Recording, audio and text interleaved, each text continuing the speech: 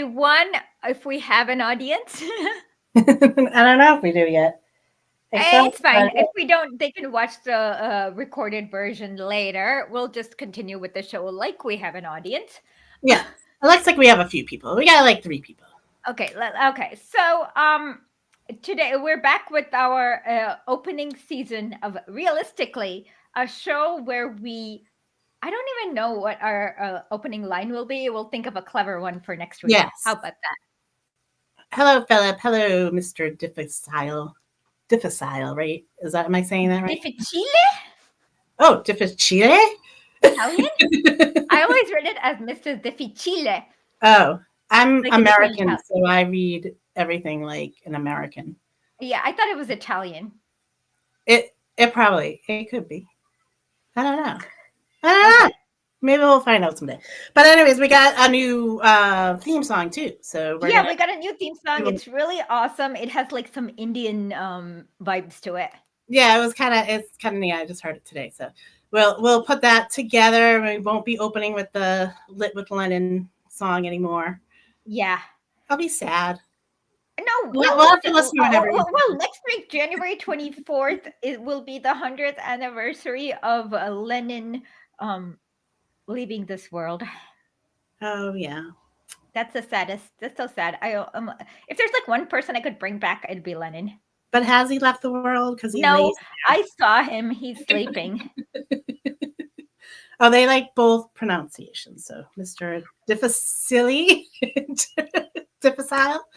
If it's Spanish, it could be Mr. Difficile, or it could be Italian, Mr. Difficile, because I saw the I and I assumed it was Italian. Yes, Chile. Okay.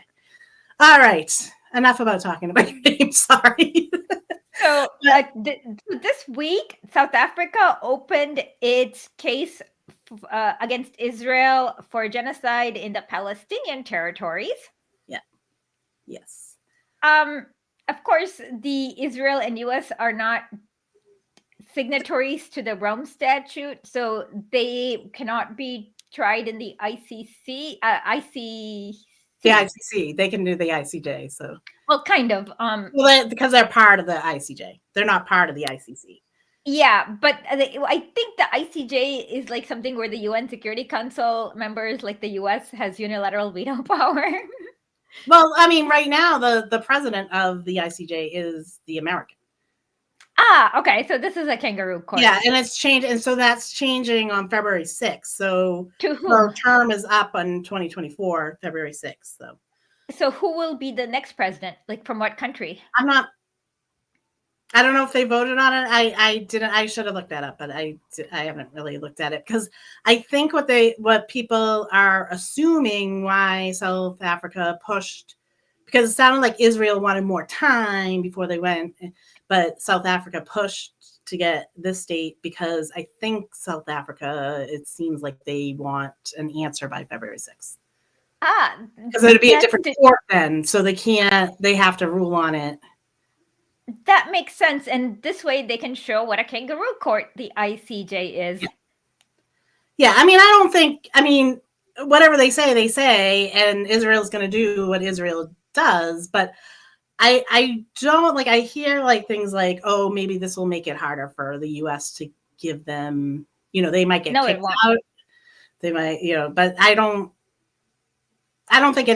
think much will come of it, except for you'll see, It confirms into everyone's minds who already think the U.S. is a big jackass that the U.S. is a big jackass. Yeah, pretty much. But it's not going to change anything. But everyone who already believes it will be validated. Oh yeah. And I it's going to be insufferable if they're like, oh no, Israel's not doing anything wrong. They can't say that because they are ticking every tick mark in the genocide box. Exactly, but the forcible relocation tick, the wholesale with the intention of wholesale destruction of a people, Netanyahu's children of darkness versus the children of light speech, check. And then the defense minister, Gallant, I forgot his first name, but he called them animals that should be wiped off from the face of this earth. Check. the Israeli head of that lady, Sheikh Ayala Sheiko, who Yes. called them serpents. Oh, yeah. I forget. She's in a high. She was in charge of the criminal division, or one of the high branches of the federal government. I can't remember what it Yeah, but she said that Palestinians are snakes and they should be eliminated from their mother's wombs. Yeah. Check. So we got the intention. Well, even that. Hold on. Okay, it looks like I need to change my batteries. Give me 1 second. Okay.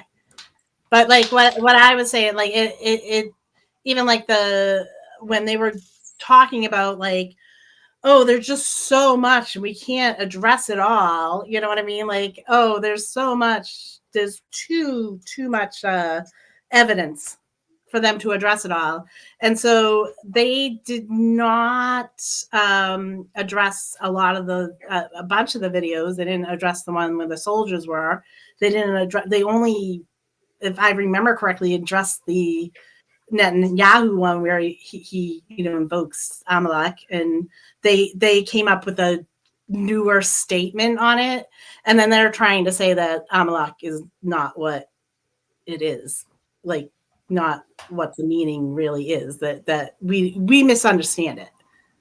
So, but I don't know. So yeah, I stayed up. I didn't really need to watch the South Africa part, but I watched that, and then I really want to watch. I just wanted to see what they had to say, so I watched through this morning. Ugh, they're horrible. What's going on there? I just see a big orange blob. So we're Esha's gonna it's like 6 a.m. for Esha or something. Or in the morning? What time is it in the? I can't remember now. What time is it in the morning? I think it's like 8 hours. So hold on, my floor is not even. It kind of tilts like this. So let me make myself better. Okay. Yeah. Sorry about that. I have 5 batteries. I just overestimated how much power was left in this battery. Yeah. So check on that. And actions aimed at a wholesale destruction. Then they're doing the forcible hunger with their Plan Leningrad. They're literally calling it Plan Leningrad after the siege of Leningrad. Like, yeah, I mean, and just like not even, there hasn't been anything like even outside of the court of them, like they show these soldiers saying things like, then okay, so Bibi or somebody else in the admin should have said, no, you like don't say those. Arrested the bloody soldier and court-martialed him. Yeah, but they didn't. They don't care because they say it more. They incite the soldiers. They say it, and they So when the leaders are saying it, and the person who says it isn't court-martialed, it's genocide. Yeah. Especially when most of your soldiers are like 18 to 20 years old too. Oh yeah, Israel has mandatory draft. Yeah, they're all they get them that young on purpose so that they're like more afraid to speak up and more obedient. Malleable. Yeah. Malleable, that's the word. Yeah. So that and then the United States and UK just bombing Yemen. So they did a airstrike on Yemen where 5 people have died. They probably just bombed a random building or like a random house, hut, village. I don't know, just something not even a target. Yeah, I don't know. They because at first, like I heard like 5 targets, and then there was like 73 targets or something. But like I was like, oh, so are the you can't tell if they're civilians or not because they're definitely not civilians. They're not. No, they are 100% civilians. Oh, okay, all right. Because I open up, like every article was saying people, and then this one, and I don't know if it was CNN or something. I should have probably pulled it back up, but they're like in the heading it said 5 forces, but in the body of the work it just mentioned people. It never said that they were soldiers or anything like that. So Yeah, my guess is they got 0 soldiers, and we don't know the death toll. Usually you have to wait about 3 weeks, and if Yeah. they put it on page A10, like in small print, then Yeah. you'll know. Yep. So yeah, so there's just yeah. some And another thing is Chilean American, I'm not sure, blogger Gonzalo Lira apparently died in a prison in Kharkiv, due to pneumonia. This is the Russian news also confirmed it. They said that he had some kind of pneumonia related illness, and he apparently asked for treatment, and he apparently died in the prison because he didn't allegedly get adequate treatment.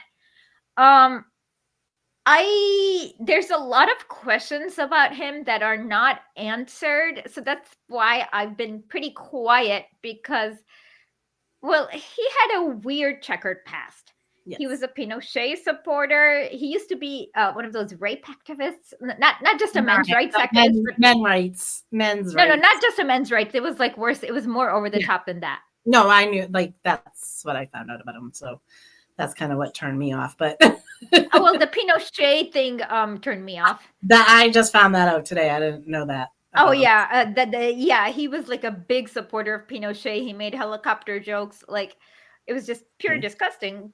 But then, how did he end up in Kharkiv? After 2014, that's solid Ukrainian territory. Why did he stay in Kharkiv after the war began? And then in May 2022, he was released, and then he was arrested allegedly, and 5 days later released. But then he was allowed to continue to stream. And then there was the weird thing. He said, "I'm escaping from Ukraine. I'm going to the Hungarian border." Why would you stream that? It was real. That was really weird. There was some weirdness going on right around then. So yeah, I have so many questions. And I don't have any concrete answers or insights. It's just none of this makes sense. So we need critical thinking. Wrote he took money for a book from people that never came to be. So yes, that is also true. So some grifting and stuff like that. But I mean, that is like, so many people do that. Yeah. That part is less suspicious than the "I'm escaping to Hungary while I live stream this." Yeah, exactly. That's the worst way to escape. I know. Hello, this is where I am. I'm at the corner of 5th and 3rd, and it's now 1:30. It will take me 20 minutes to walk 2 blocks. Yeah, exactly. Like, that's literally the absolute worst way to escape. He could have escaped to Russia much easier. Yeah. I mean, that would be the safest place. I don't know. I don't understand. Hungary is actually not playing the West's game. That's why they're like so mad at Orban. But good for Orban for not playing the West's the game, because there's a lot of ethnic Hungarians in Ukraine, and it's not their fault. The West cut up Hungary as punishment for creating the Belakoon Socialist Republic in 1919. And so a large portion of the Hungarian population is outside of Hungary, and the Hungarian government feels some sort of responsibility for their safety, because you do have these psychotic Nazis in Ukraine, ethno-nationalists. So that's why Hungary is not playing West's game. Yeah, definitely, for sure. So yeah, a lot of stuff going on and it's only January. Yeah, so once we learn more about Gonzalo Lira, what happened, how he died, we'll get to it. It's just, I feel uncomfortable just throwing out facts. Yeah, Esha likes to wait. She likes to look through things and not jump on bandwagons, which is why we love her. Thank you. Yeah, I don't comment on what I don't know ever. Yeah. Yeah. So yeah, so yeah, so there's that. There's Israel. There's Yemen. What else is going on in the world that? Oh, allegedly, this is great. Russia has, for the first time, used DPRK missiles. Oh, really? Yeah. Okay. And Japan allegedly set up a spy satellite to spy on the alleged weather and also the satellite deployments, missile deployments, or missile test deployments for the DPRK. Japan's not going to be able to match the combined firepower of DPRK and China, which are both nuclear powers. Yeah. Yeah. Yeah. So I don't know. Oh, domestically, I don't know if you heard this one. The Texas National Guard was called down to the border, and there's like, I don't know, it's like they're not letting the border police do their job or something. So we'll see what happens with that. You know that for the past few years there have been more Americans going to Mexico than Mexicans coming to America. Oh, yeah, yeah. There's been a lot more people leaving the United States than wanting to come in too. So from Mexico, most of the people who are trying to cross the border are from Guatemala, Honduras, further down, El Salvador. Yeah. And in Mexico, on February 1st, they are going to unveil their first massive train project that connects Oaxaca to Yucatan. Of course, The Economist is already coming up with the smear campaign. Their first complained about how AMLO lied to the voters because he said it'll be ready by January 1st instead of February 1st. Yeah, I'm serious about this. I can't take it. I can't with Western media. The Economist is like the most clownish one. Well, yeah, I mean, Lenin thought The Economist was pretty clownish. Yeah, they're still bitter about that insult, but that's a good one. The rag that speaks on behalf of British millionaires. So, and then so where did you spend New Year's and Christmas? Belarus. Yeah. With my favorite, okay, I wish it was with my favorite president, but it was not. It was with my Russian teacher. So I went to Gomel, Belarus, which is in the south, and I spent New Year's with my Russian teacher and his family. And then we had a big dinner, and then we all watched. We all had to blow a wish into something, light a candle for our wishes for the New Year's, but we can't tell anyone because once you tell a wish, it won't come true. But I know what you know what I always wish for. My wishes. There's only one thing I wish for. So, well, you shouldn't say that because now everyone knows what I wish for. I tell you all the time. But so we're just doing like, we're gonna talk for a little bit up front here, and then we're gonna play an old. Well, what happened was that John Oliver is a bloody tool of U.S. imperialism. His wife was a torturer or something. She works for the military as some kind of interrogator, torturer. Not exactly sure. And he basically runs yellow propaganda on anything that the U.S. doesn't approve of. So AMLO, he said he was going to end corruption. So he said AMLO is Andrés Manuel López Obrador, the president of Mexico. He said he was just like Trump, which is like AMLO is about as far from Trump as possible. Yeah, I mean, for a world leader, yes, he's probably. And I mean, his policies resemble Trump's in no way. Yeah, exactly. Yeah. So I don't know. And he's able to speak in complete sentences. Yeah, and the whole thing with like the border too. It's like I think at one point Mexico is probably going to be like, yeah, we're good with the border. We need to protect ourselves. Yeah, I mean, they're not, like I said, it's a lot of like they're having a half and half policy where sometimes they tell people coming from further south to like stop, and sometimes they're just like, okay, fine, whatever, it's not our problem. So it's a very incoherent half and half policy. Yeah. But well, yeah, after a while, they're probably going to be like, whatever, we don't care. You shouldn't be destroying those countries. We're just going to be like whistling and looking away, and that's going to be the ultimate thing that they're going to do. So he's and then his Nicholas Venezuela segment was so horrible. Mike Preisner, Abby Martin's husband, he did a great debunker on that. And then about a year ago, or maybe 2 years ago, I don't know, but it's still relevant because he basically defamed Lukashenko. Yeah. And when you read this, so the first one, so they were like, Lukashenko's an authoritarian dictator. So then I read the State Department cables, things that he did. He did not respect creditor rights. Oh, okay. No.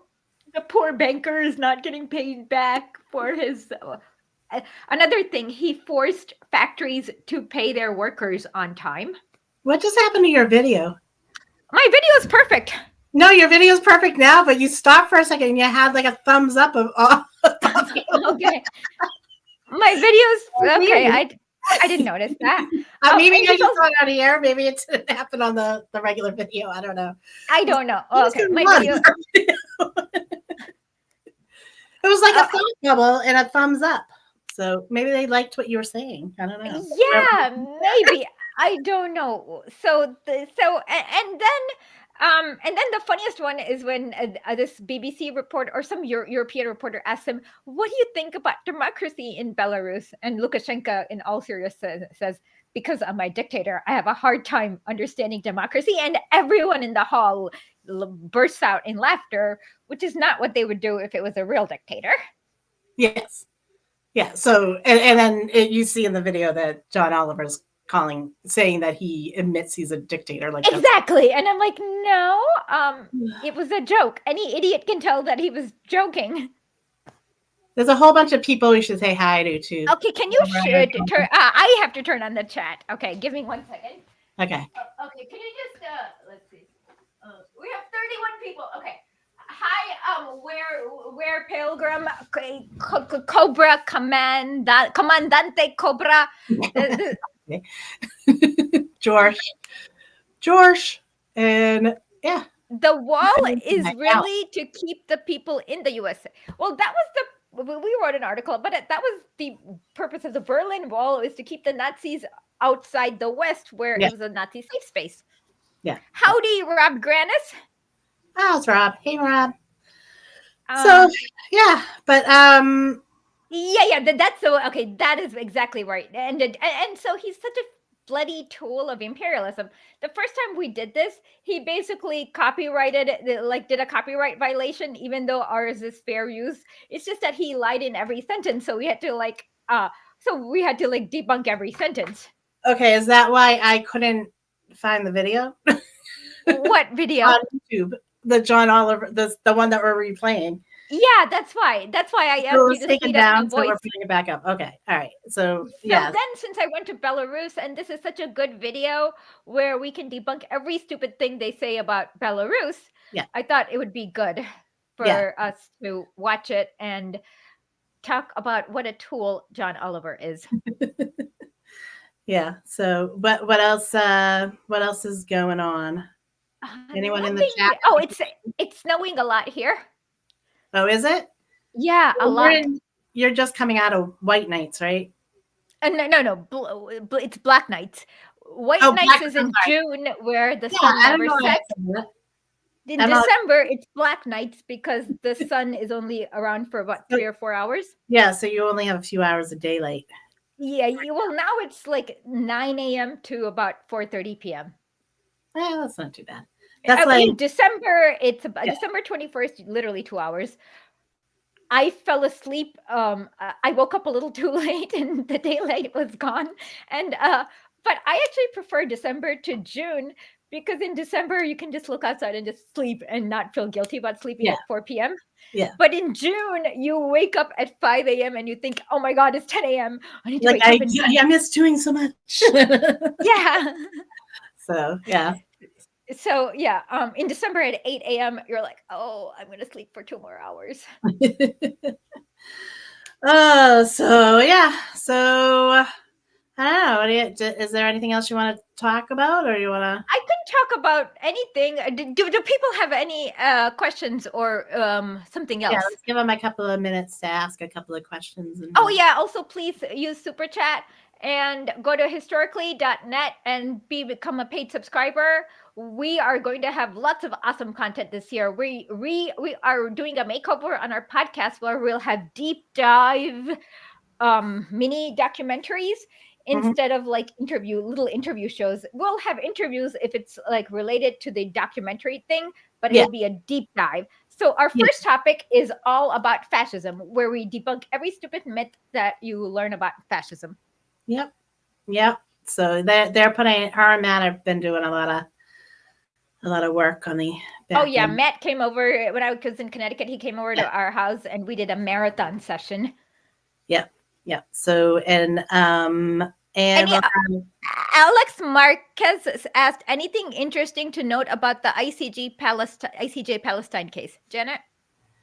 I watched it. Like what I said, like I say South Africa did. I mean, they did a decent job putting it out. But Israel made it easy for them because they just used Israel's own Words.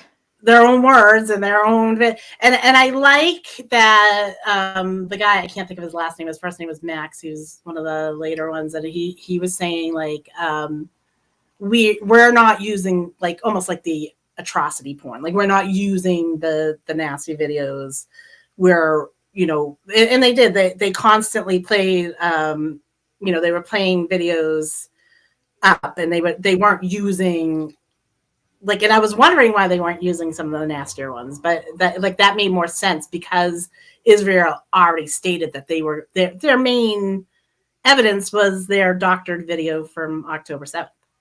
That was their main thing that they were submitting. And then so like this morning, let's see, like I told you about the Amalek thing. Like they're trying to say it doesn't. We misunderstood it. You misunderstood the Torah, the land of this. No, you can't. What you say is the Torah. Yeah, it's. I mean, and then they're sitting there, like one of them saying, "Oh, there was so much evidence. We can't even debunk everything. Like we can't even talk about everything." And so they only brought up like a couple of. They only really addressed a couple of things, and they addressed them with lies. Like it was like they said, "Oh, Netanyahu was misunderstood." No, he was not. He was crystal clear. He said, Yes. "We are the children of light. They are the children of darkness. The children of light need to go destroy the children of something like that." And yeah, so I mean I mean the case, I mean of course I'm biased, but I mean like the case definitely they made, like I watched the South Africa just to see how they put out the case, because I didn't want it to be, you've had people put out shitty cases before, so but I knew like I this knew is South Africa was going to put out a good case because yeah, they had they had a reconciliation tribunal when apartheid ended, and so it was like no one got punished. As long as you went and confessed your crimes, you didn't yeah, get punished. You yeah, could only get punished if you didn't confess your crimes. yeah, yeah, And so they wanted to make sure every crime was recorded. And so yeah, so they've done that. So I knew South Africa was going to do a good job.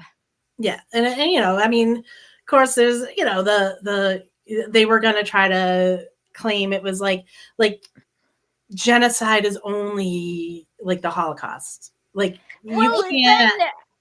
So you have to wait until after the genocide when there is no Palestinians left, Yeah, like, and then let's stop it before that. that's Like, the point that was of the the point whole of the genocide convention. tribunal. So you don't have to wait till Auschwitz. You stop it before Auschwitz. Exactly. So that was their defense. Like, like, oh, we're the victims. I mean, of course they were going to use that one. Like, we're not the oppressors. Well, this is the thing. Israel actually said no to many displaced people from the Holocaust victims because they were not considered worthy enough, like they were too poor or for whatever reason. So, and most Israelis are not descendants of Holocaust victims, and most Holocaust victims' descendants do not live in Israel. Yep. So most Israelis came in the 1930s, where like they came to the quote unquote promised land, and most of it what they did was British sponsored terrorism against the indigenous people, using the Irgun and the Haganah. And what if like I've been trying to get Norm Finkelstein to interview with us. If you guys can like nudge him a little bit, maybe he will. But if I had to ask one question to him, this is the question I would ask. What if the Haganah and the Irgun, instead of terrorizing Palestinians, went to Europe and joined the partisans? Would they have been able to save like more? The partisans were amazing. They were they were from Italy all the way over to Russia. Yep. And they saved millions and millions. Like, so one And they thing could have is, been there saving people. Yes, they. yeah. Like, So I wonder. And the one thing that most people like in my research, I was reading this partisan diary. Oh, my teacher's grandfather was a Belarusian partisan who hid in the trees and went and killed Nazis. I did not know that. I was like, wow, you didn't tell me this. And so so you hear a lot of times about how Nazis not having winter coats when they were fighting in Stalingrad. Yeah. You know why? Because the partisans bombed every single train that was carrying winter coats. So then the Nazis had to airlift it from Poland over. And the planes back then were rinky dinky, and they could not carry the same volume of winter coats. And that's so it's not spontaneous. It was not because the Nazis were too stupid to know that they needed winter coats. It's because the partisans were heroic. Yeah. Yeah. I mean, they hit them like that. I mean, you have like some sense of that going on now because of what they're doing at docks and stuff. Like they're going to do a big try to stop a ship leaving America like tomorrow and stuff like that. And so Louisiana, like mirrors back to the times that the partisans were doing that stuff in Italy and stuff. Yeah. Well, actually, the dock workers in Louisiana in 1976 actually did that and refused to load shipments to Rhodesia and South Africa. Yeah, if the dock workers are ever going on strike, that they, everyone should support that because yeah, especially if they're like refusing to load weapons. About a year ago, Italian dock workers refused to load weapons to Ukraine. Yeah.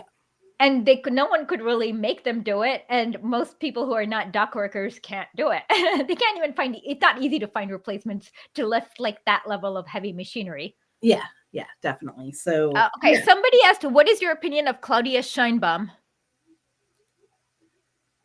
What is your opinion of Claudia Sheinbaum? Okay, let me quickly get my phone out. I need to Google her. Okay. So we'll put that one down. Probably don't have an opinion yet. Okay. Someone was asking if you watched okay. What is my opinion of Claudia Sheinbaum? Where's Cobra? No, wait. It wasn't Cobra. Oh, no, it was George. Did you see the reference to Stalker? I have not seen that in film, but I will add that to my list. Okay. She is a Mexican. I need to search. Okay. So before I'll give my opinion for like next week. Before I need to do my basic NED search where I have to see if it's been paid by the NED or not. Just like that's the first thing. And then you have to check her past to see if there's anything shady, any dealings with the US, any training with like the Harvard Henry Kissinger Institute of whatever, like just so I will wait before I pass my opinion on that. And I'm writing it down so I can make sure that you remember to look into this. So yes. Yes, and I obviously don't have an opinion either because I don't know who Claudia Schiffer is. She's like, okay, so Mexican City also forms the federal district, which is like the state. She Mhm. is like the governor of that district. Of Oh, that. okay, right. Okay.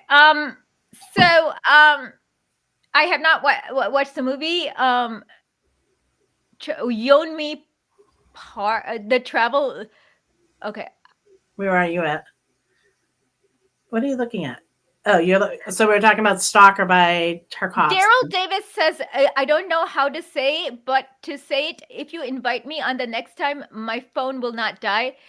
Okay, we'll invite you, Daryl. We have your email, I think, so Yeah. we'll email you and invite you. He's amazing. We already had him on. Yeah. I think Yeah, we can catch him on TikTok, but I'm so depressed with TikTok that I haven't used it in a long I time. know TikTok. I have like each time I get up to 10,000 and then I get banned. 10,000 banned, 10,000 banned, and it's like fuck this. I just get so because it's like the videos that I put the most time and effort into get like totally like no views, and then it's just like when I'm like fighting with some idiot is like those ones, but no, like I don't.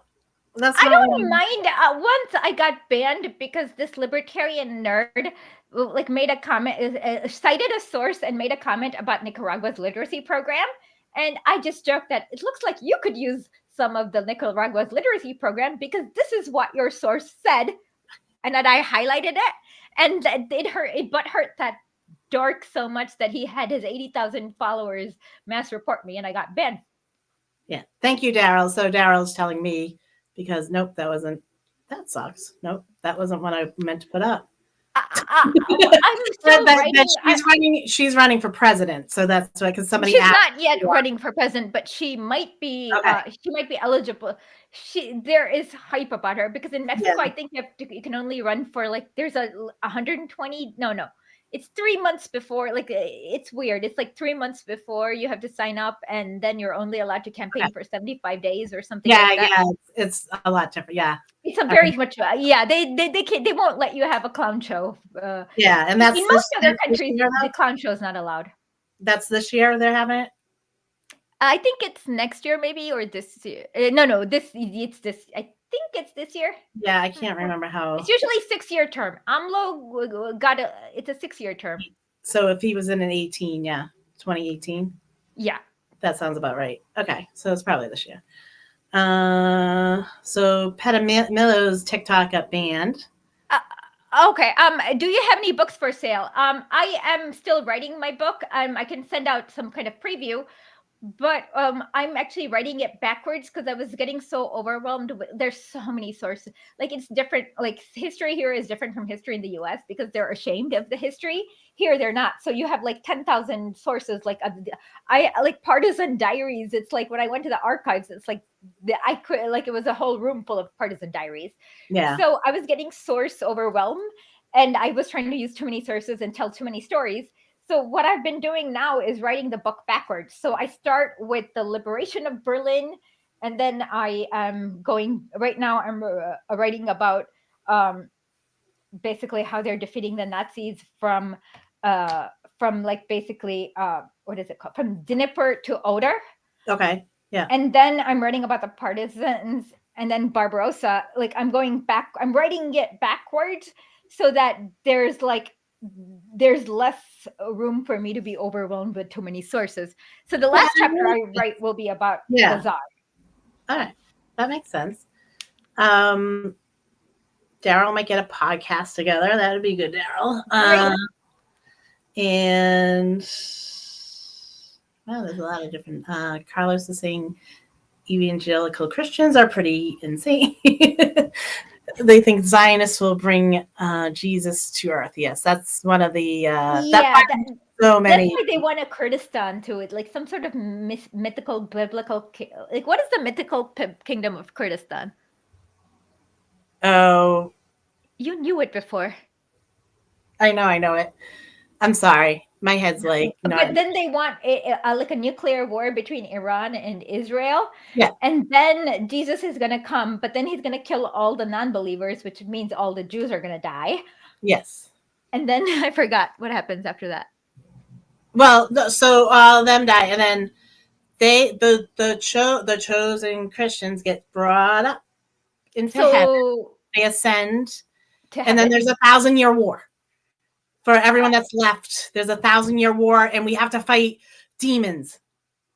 That's what I understand. Non-Christians have to fight demons. Why would non-Christians fight Well, Christian not demons? even bad Christians have to fight demons. Okay, why would bad Christians and non-Christians fight stupid Christian Because demons? Catholics are bad Christians too. Okay, also, why would they fight? Why would we fight Christian? Like, the Christian demons are not our enemies.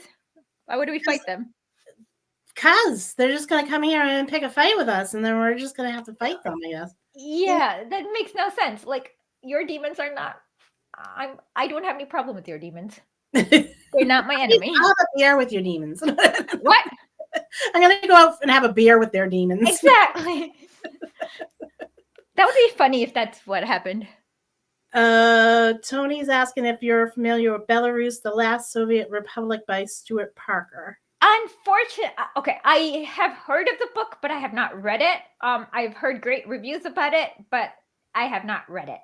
It sounds interesting as he's bringing up that it has the partisans in contemporary Belarus in it. Oh yeah, contemporary Belarus. Let me actually talk about this. It's actually good. So they actually have a really awesome system.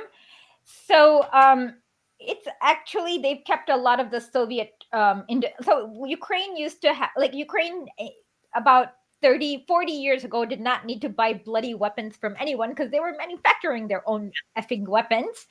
They could have just manufactured, if they were doing a war, like, they could have just manufactured all their bloody weapons.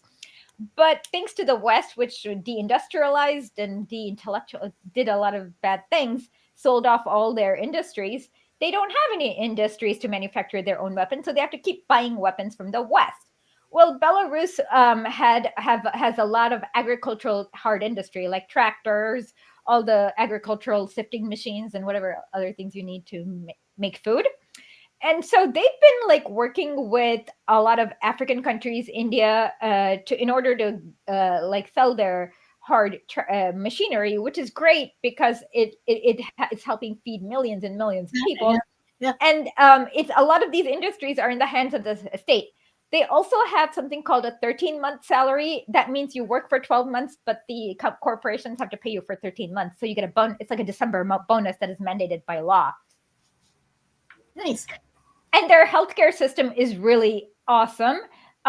As we read from Svetlana Guidanowski's like, webpage, they were saying that Belarus's healthcare system had too many empty hospital beds, which is the sign of a great healthcare system. Because you don't want people sick in the hospital beds. You want to have empty hospital beds. Yeah, especially if you're, like, there's communicable diseases. Like, you walked into any American hospital during the height of COVID, probably now the height of COVID too, but the height of COVID, back a few years ago, and people were, like, all lined up in the hallways, all, like, they're not even, I remember I was there for something else, and they have this guy, like, and I have bad lungs, like, I'm asthmatic, and I was actually there because my asthma was giving me trouble, and they have a guy right outside my room just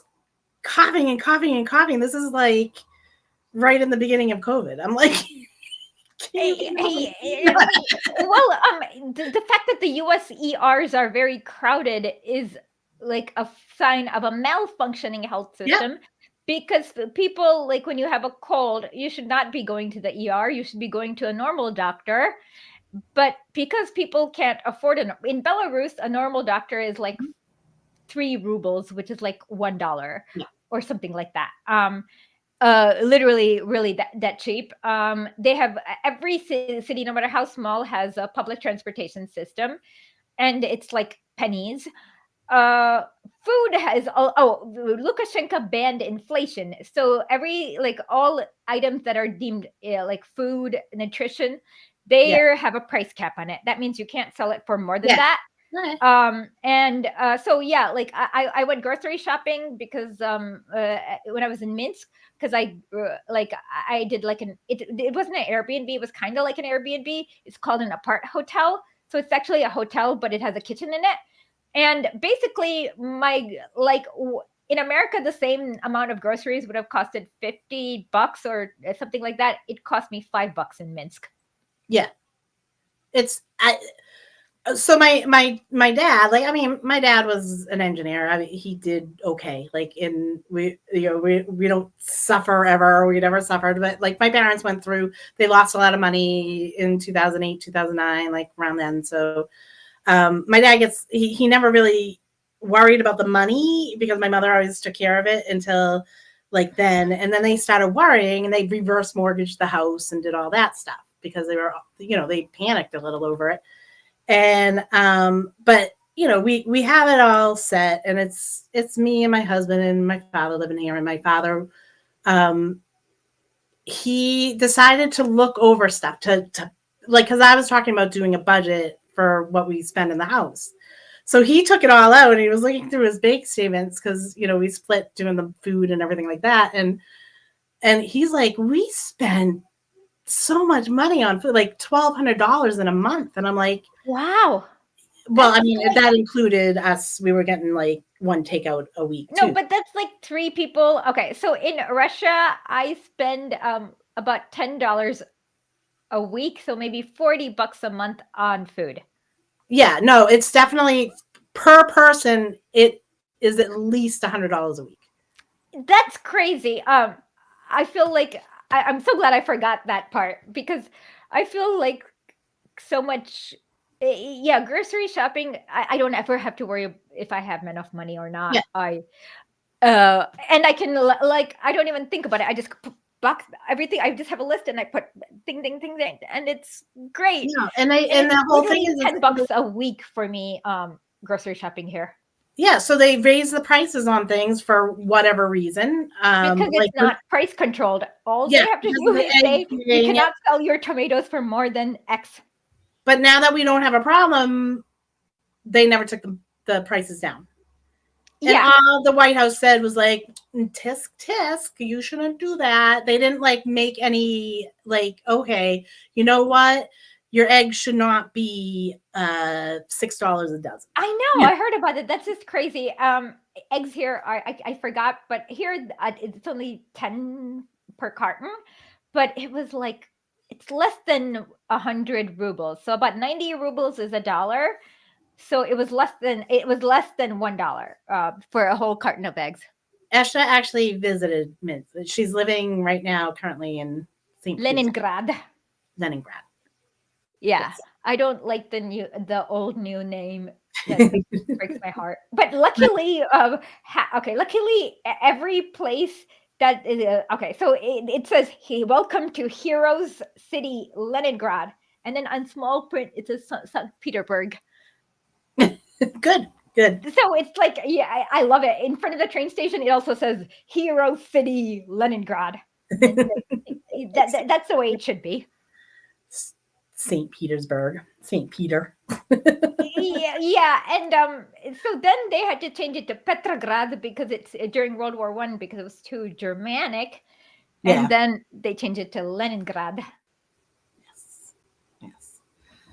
So, is there anything else up here in Nicaragua? In Nicaragua, we have Contras de Salud. Which are not hospital, but you can go there for minor illnesses. For example, in Masaya City, we have like 5 of those. Then we have that's exactly how things should be because you don't want to waste hospital space for like, I have a little scratch on my finger. Yeah, we have urgent care. But the urgent cares that most people can't afford it. The urgent cares that are near me now, you have to make an appointment with them, and you can't even get into them half the time. Okay, you're right, but it should, and you can't afford them either. Oh no. I mean, the one closest to me is affiliated with my medical practice thing. But there's Okay. the other ones. Yes, I know Don Corder. I have spoken to him a few times. We will be eventually collaborating on a project this year. Nice. Tony Garea asked. Yes, I saw. I'll put that up. All right. So my people shop sales and have a freezer or two. Yeah, my mom always did the freezer stuff. My mom and my mom she was raised by a single mom, so she was very frugal. So I will admit, like, now that my mom's not here, my father and I may be not as frugal, and we probably could get away with spending a little less, but that would take a lot of work on my end of shopping. Cooking. Yeah. So yeah, I try to cook twice a week because I'm so bad at cooking. I cook 3 or 4 times a week. Well, I get all the food together. So I might cook during lunch too, but I definitely cook dinner a lot. And well, I mean, I make one dish for 3 days. yeah. My father and husband have been so bad with leftovers lately, though. But last year I did so good because I said, like, because I knew I was wasting so much food. I was throwing away way too much out of the fridge and stuff. So I tend to cook like you, like, for a lot of meals. So I had to learn to kind of. My father always said I like cook for an army. Okay, if you are in an Indian family, you don't learn how to cook for anyone less than an army, because that's just the way Indian families are. But now I put them in little packages, and so I have little bento boxes for the next few days. Yeah. Yes. So I'm getting better with it, but we still are. Even with that, even last year with that, I was spending, like I said, almost $100 a person a week. Wow, that's a lot. Yeah. So I don't know. I do grow stuff, but my garden last year, and I grow, like, well, tomatoes were fine last year, and peppers, well, hot peppers. I didn't get my bell peppers and stuff, but I didn't. Woodchuck got to my garden last year, and I was too sick. And my friend normally helps me, and to her mother, she's been caregiving for her mother a little bit more. So I hope to get a big garden again this year, but hopefully, I need the energy. So, but I can't grow a cucumber to save my life. Maybe I need George to come up and grow me some cucumber. I could grow kale like nobody's business. I don't have a garden here. You can do a couple of plants inside if you want. No, actually, there's a big space out there where I can probably, there's a big yard where I can probably grow anything and no one will object. I grow my medicine. I'm in Massachusetts. I'm allowed to. Oh, in Russia, that'll probably get you. Yeah. Well, that's what I started. That's why I started gardening, because I started doing that when I first got on medical. And then I don't want to go with the screensaver. Pledge you. Okay. And then I started, like, growing, like, tomato. I do really good with tomatoes. I like growing tomatoes. So, and they're so much better. Like, I like a garden tomato better than getting one at the store. So absolutely. Okay, so let's get started with the John Oliver. And it seems like I actually now have enough energy to maybe stay awake. We can take, if there's a break point, we could come back, or if you want to just, like, watch it through. Yeah, but be sure to hit like and subscribe and check out historically.net. Yeah, and I just want to, I had to cut some of the stuff from the beginning. So it starts, and just so you don't all freak out, like, I sped up the John Oliver parts. We had to, because otherwise we were going to get dinged on copyright. Yeah, so I sped them up to 150%. So they sound like squeaky. Well, he sounds squeaky anyway, so he sounds even squeakier, but it starts right on him, because I cut out what was right before it. Yeah, we were, like, BSing and doing a lot of banter. Yeah, and he was being a total MFer when he kind of did this copyright thingy, because we were clearly within the fair use. Yeah. So I'm So we'll start that now and let it run. I'll be in chat. Esha I'll be in chat now because I seem to have a lot of like. It seems like when you stay awake past 5 a.m., you have like a newfound energy. You start waking up for the next day. Because at 3 a.m., I did not have. I was like, I'm gonna come in and leave, but then now I have energy. Oh, now you made him leave in the middle of the night. What? You made him leave in the middle of the night. Yeah, I mean, I didn't even think of that. You're like, I gotta wake him up. Well, because do we want him snoring? I could use him snoring. That's okay. And it could. And do I want everyone to know what's going on? Well, you told them, so now they know. Now they know. Esha has a man. All right. Okay. We're going to start now and we'll be kicking around chat and we'll figure things out if we come back or not. Okay. Okay.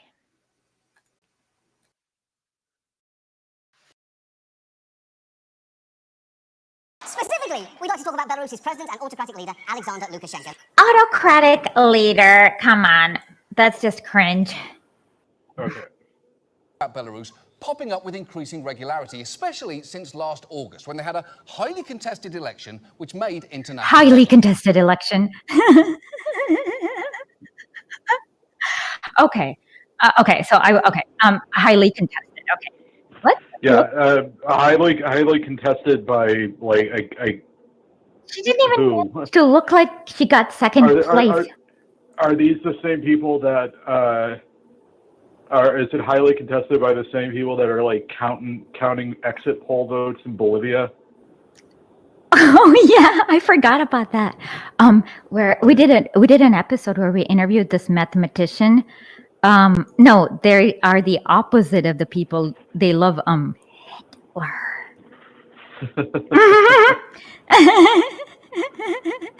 Yeah, they don't love Lenin. They love Hitler a lot. So yeah, they are the opposite of that, and so I'm worried that if I try to upload let me see if I can share that. I made a graph earlier, but it's like basically she didn't even manage to look like she came in second. Okay. No, I think she came in with like 6%. Yeah, she did exactly 6%. Yeah, something like really low. No, it gets to be like really offensive, actually. Once you understand what her platform is, yeah, I'll tell you. Yeah. Okay. 1 second. Okay, let's continue. Thousands of people unleashing their fury in the capital city of Minsk and elsewhere also around the country. Okay, first of all, they say thousands of people, but right now all we see are police officers who are not protesting. Muchas gracias, muchas gracias. Okay, I think they're being stupid. The Marxist flag-waving people are dumb and need to read more Marx and not be that dumb anymore. Okay. Yeah. Okay. So we'll count. I see only police officers. Okay. Let's continue. Lukashenko, who has ruled for nearly 3 decades, has faced a wave of anger over his handling of the coronavirus. Interesting. Over his handling of the coronavirus. Which nobody in the United States gets to piss and moan about. But that's the other thing. So Lukashenko is he's apparently been I don't know, derided derided for his handling of the coronavirus.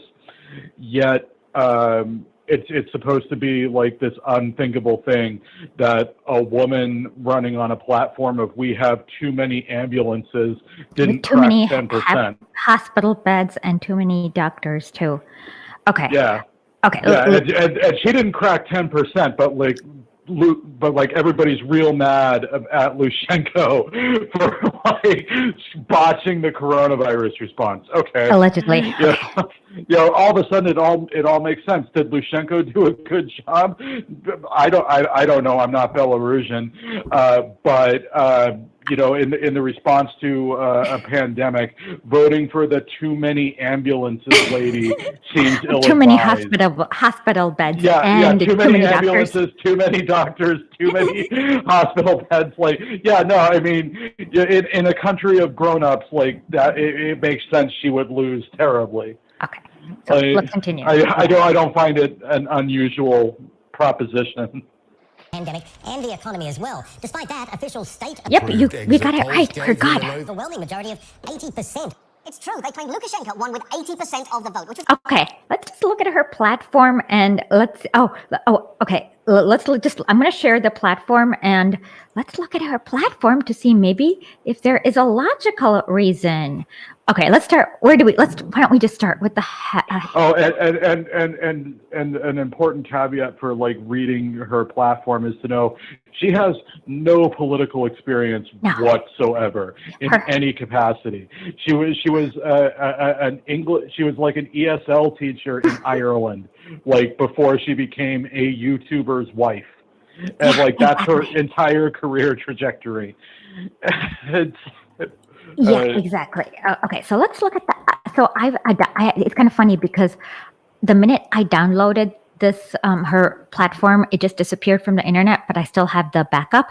So there is a Soviet healthcare system in Belarus with a large number of hospitals that are designed to quickly isolate and treat a large number of patients with infectious diseases. So that sounds like they're very well equipped for coronavirus. Main challenges to be addressed is reducing excess hospital beds. This is on her, like, literally. She's saying this out loud. Like this is like her selling point. Okay, like, overcrowding in clinics and an excess of ambulance. COVID epidemic has shown poorly equipped hospitals where there are only beds, public meals, and toilets. Wow. That's better than most people in America. However, there are no basic medical equipment like ventilators. That's because the U.S. sanctioned Belarus so that they can't import ventilators, just like Syria can't, and neither can Venezuela or Cuba, right? Yep. Or India. Literally, yeah. So hospitals are very okay. So that, and the health did not improve. This is funny. Belarus has the most amount of polyclinics, which means like outpatient care, about 13 per person. Interesting. A large number of these visits are purely normative in nature and mandatory health checkups, prescriptions, or sick leave programs. Okay, this sounds like it's great. Yeah. According to various estimates, from 10 to 70% of the calls to ambulances are unreasonable. Oh wow, 1 out of 10. No. 10 to 70% allegedly of call. I'm okay with 100% of the calls to the ambulances being unreasonable. I still have an excess of ambulances over no ambulances, right? Yeah. Okay. Seriously. Belarus surpasses Poland, Lithuania, Sweden, and Germany in terms of number of practice of doctors. But allegedly, healthcare reform is not a top priority. Reducing the burden, allowing employers to do what? This one's minimizing unnecessary paperwork and removing non-essential responsibilities. For example, visiting nurses in families with children recognized as socially dangerous. So she wants to eliminate like nurses visiting children. Yeah, for kids that sound like they need help. Yeah. So I wonder why she didn't crack. Sorry, I had it too small. I wonder how she did not like. She literally wants to not have nurses. Nurses should not visit kids in dangerous social situations or whatever in families. Focus. Yeah. Oh wow. Equal and so unloading the ambulance system. I don't know. I feel like weird. Okay. Private sector health development until 22. Oh my God, this is awful. Reducing the barriers to entering the medical services market.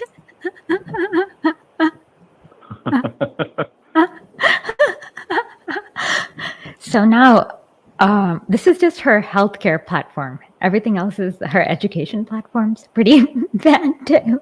So now, like, does it make sense as to why, like, one person campaigning on too many ambulances with too many sick people? And Yeah. we don't want nurses visiting sick people. Is an unappealing platform. Okay, so let's continue. Oh yeah. I forgot.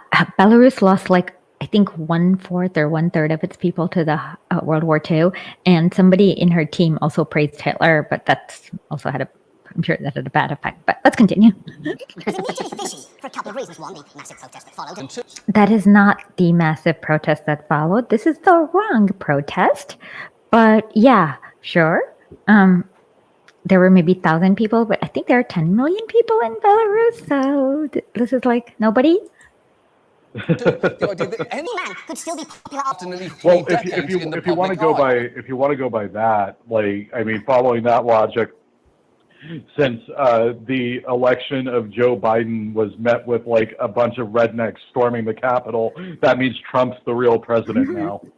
Oh yeah, Like- Rachel Maddow once suggested that too. That Svetlana.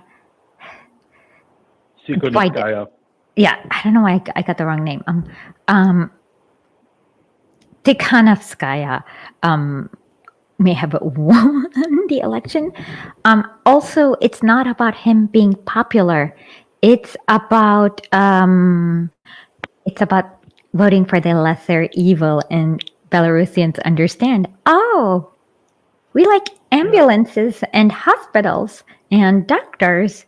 The other person wants to get rid of ambulances and hospitals and doctors. So that's just making Yep. the logical lesser evil choice.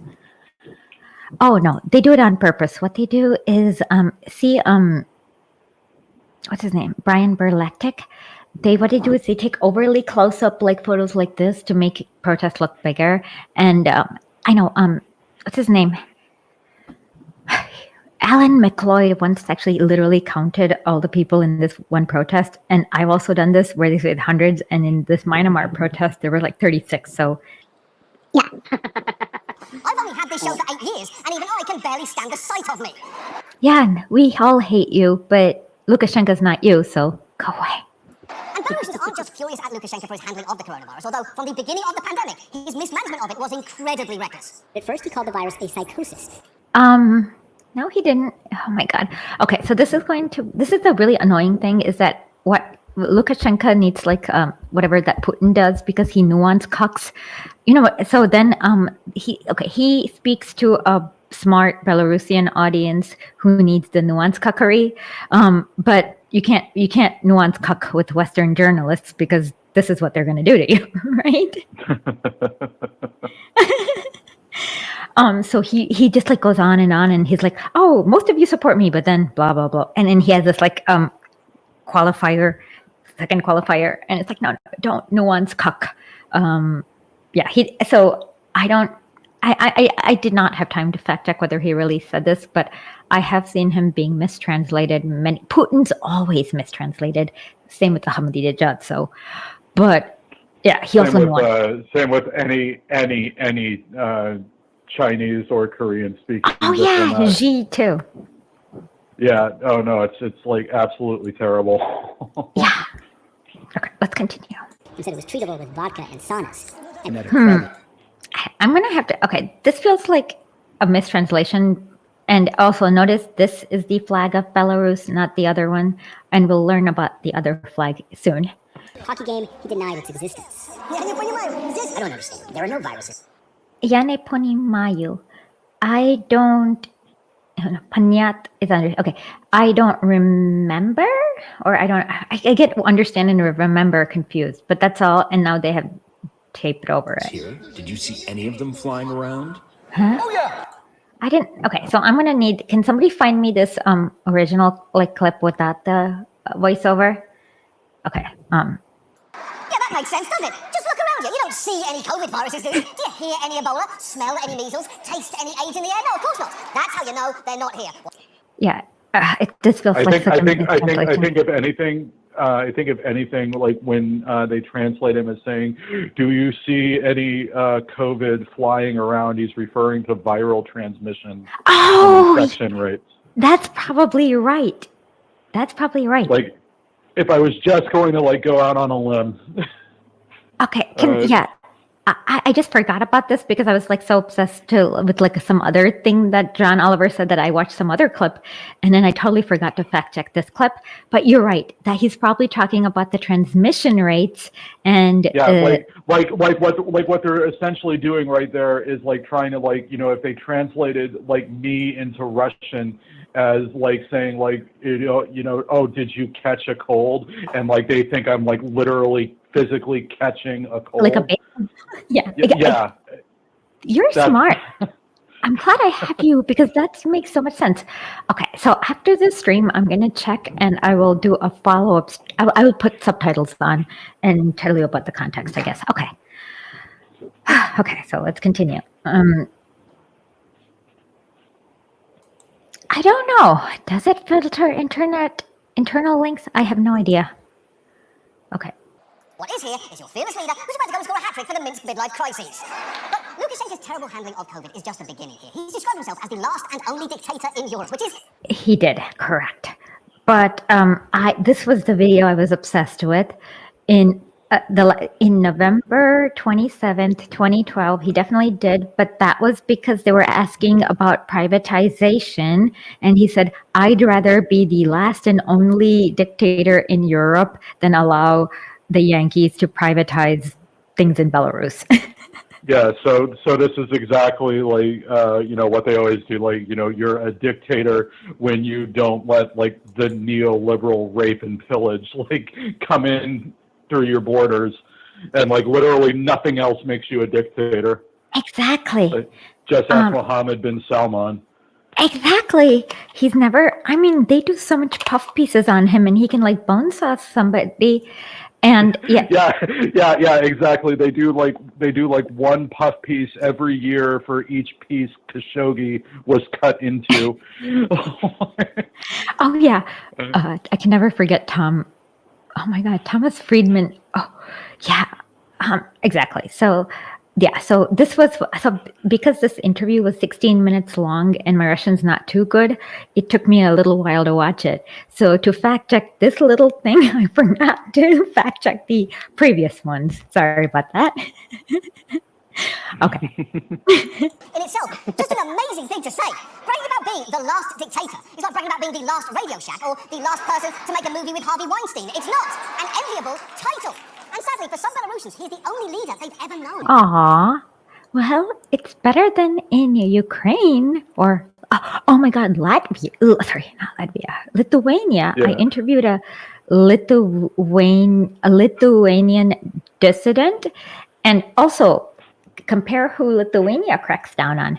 Jewish people who tear down Nazi monuments. Who does Belarus crack down on? Which is basically any building in Lithuania. Yeah, basically. Yeah, I interviewed this Jewish dissident who's in exile and he got force-fed pork. No, he said he was Jewish and they force-fed him pork, and he had to run away from Lithuania. So yeah, but he cracks down on fascists, and that's just unacceptable. Okay. Always. Oh, look at this flag. I wonder, have you seen where else was this flag? Can you remember?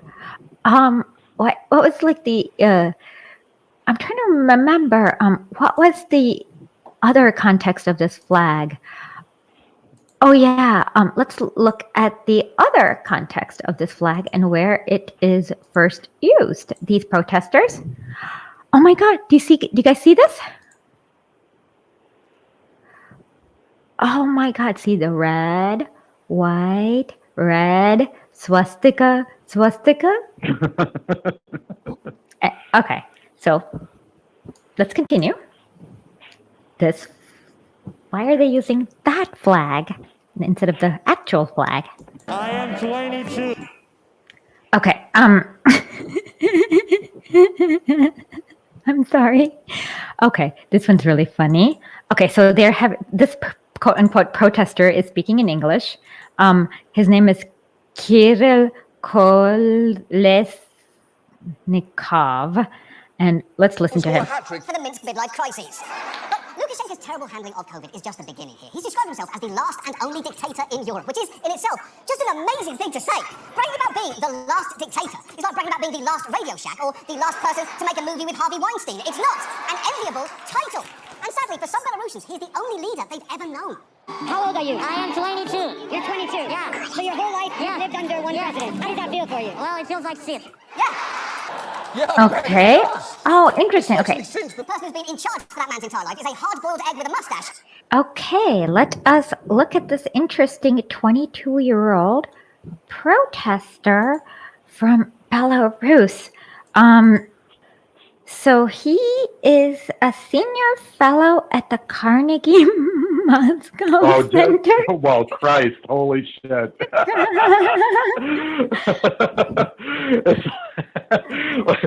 the senior fellow paid for by the Henry Ford Jew Flattening Endowment. Like, Yeah. Exactly. And oh my God, yeah. So that is so funny. And then yes, oh, so no, Carnegie, sorry. It's not Kirill. It's Andrei Kolyasnov. I'm so sorry. So I don't know if he's oopsie daisy. I made a mistake. But somebody with his last name. I'm so sorry. Oopsie daisy. I made a mistake. Yeah. Yeah, Hold on. but anyway, it's these guys that the Carnegie Foundation and the Ford Foundation, and there's another one that with the name I'm forgetting, but Open they Society. come possibly they come up a lot in tandem with NED activity. Exactly. Like, Open Society and NED. For anyone that doesn't know. Yeah, I like this. Okay, let's continue. Who calls himself a dictator and thinks COVID only exists if you can see it zooming around in a tiny little jet. That process was since last September, and things have only escalated since then. You may remember a Belarusian athlete refusing to return home during the Tokyo Olympics. And Oh yeah, she went to Poland, or was it Lithuania? I forgot. But yeah, she did do that, but she's just one athlete. back in May, this happened. This morning, Belarus is facing. Oh my God, let's look at this flag. Have you see this really interesting horsey thingy? Where else have I seen this horse symbol? What year what was that last used in Belarus? Oh my, how awkward. Here, between the two swastikas, the horse is they form an equilateral triangle. See, the horse is equidistant from the two swastikas. No, it's an isosceles triangle, sorry, because the two swastikas are not the same distance as the horse. Interesting. Yeah, I like how we're just basically like measuring things like relative to their distance to a swastika now, like for like everything that opposes Lukashenko. Yeah. growing international protests and condemnation after the country's president Alexander Lukashenko sent a fighter jet to ground a commercial plane flying between two European capitals. Okay, and it had what do you call it? It had this there's a very good reason. Would you let Osama, like, would the U.S. Okay, probably yes. Okay, okay. So suppose okay, if it's Osama bin Laden, probably yes. But what's a better analogy? Would you have let the Unabomber, like, would U.S. have let the Unabomber go from Canada to Mexico when he's a wanted fugitive? No. Yeah, exactly. Yeah, no, probably not. Yeah. Like, like imagine if like Julian Assange did something bad. Yeah, exactly. So let's see. He was and like that's this guy. Yeah, see, he was featured in this magazine called Black Sun. Oh my God, I forgot. And then, yeah, he was featured in this magazine called Black Sun. This is the guy who he was arrested with. You can see he has a swastika, something in German, a Hitler tattoo, gas, like a gas chamber tattoo. And a tattoo to the 30 Waffen Grenadier Division SS. Jeez. Okay, so yeah. And then let me show you. This gets even funnier. Give me one more second. See. And then he hears him wearing an SS. What is he wearing? An SS hat. And then his dad also admitted. In my YouTube channel, I have this like 1 minute clip from his dad, where his dad also admitted that he was fighting in a Ukrainian Nazi militia in 2015. So this was like it Azov? Maybe, I can't remember. Because can't forget, there is no Azov battalion anymore. They just became the Ukrainian National Guard. Really? Oh my God! Yeah. Oh my God! Yeah. They were absorbed formally into the Ukrainian National Guard. Like there's a press release about it and everything. Holy God! Okay. Okay. Ukraine was a mistake. I actually think Ukraine, Poland, and Finland's a mistake, and we need to like.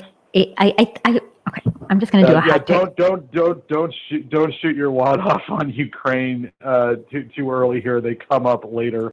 Okay. Okay. And with it, 26-year-old dissident journalist Roman Dissident. and his girlfriend. Okay. It's not dissenting when you collaborate with when you fight in an armed militia against an enemy it's called treason. And the U.S. probably would have shot down his plane with all the passengers in it instead of like landing it. Okay. Passenger says, Roman pleaded, don't do this, they'll kill me. Good. That is what happens to killed him traitors. yet? No, sadly, they've killed him? released him on house arrest. But you know what? I checked that Belarus is the only country in Europe. Okay, you know how my theory is that Europe's like anti-death penalty stance is actually a secret like pro-fascist stance. Belarus is the only country in Europe which apparently doesn't have the death penalty. I mean, still has the death penalty, so they should kill him for being for doing treason, which is what he did, which is a very big offense. Fighting in an enemy military against your own country, that's a huge, huge offense. The Ryanair crew replied, we have... Correct. They have no choice. No choice. Yeah, a journalist was critical of the government. Critical of but he was, the way he expressed his critique was literally being involved in a fascist militia. Yeah, exactly. That's not like it's normal for governments to oppose that, despite what the U.S. will lead you to believe in practice. Yeah, like I hate the way they make critique is like such a you don't have a right to seriously, you don't have a right to blindly oppose your government. I mean, you do. I guess you do have a right to critique. You have every right, quote unquote, right in the world to join the fascist militia, and that opposes your government, and your government has every right to step on you like a bug if you do that. Exactly. I'm not weeping for you here. Okay. You deserve you lost my tears when you aligned with the Ukrainian fascists. Okay. Okay. Hold on. I found the video. So I will play this video. Give me 1 second. Okay, see, this is him. This is him on a tank. This is him with the fascists. Oh, and then he does the extra sin. See that? See him on a tank again? Okay, this is the guy. This is him. This is the guy with the all the tattoos, and this is him.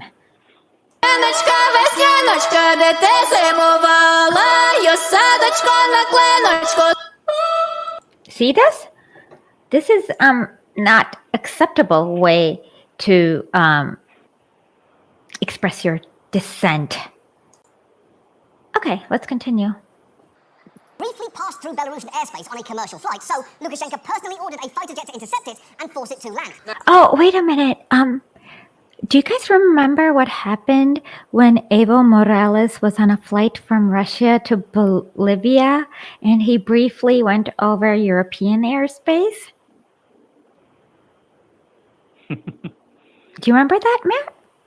I do not. Okay, so Evo Morales is the president of Bolivia. Oh God. Okay, there's a reason why. I'll explain. I'll show you the little clip where I explain why I get Bolivia and Belarus confused all the time, even though it's really not confusable.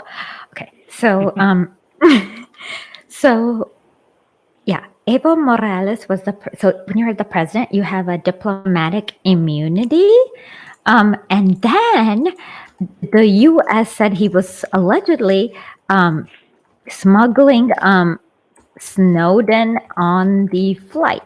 And so Evo Morales, I found it. Okay.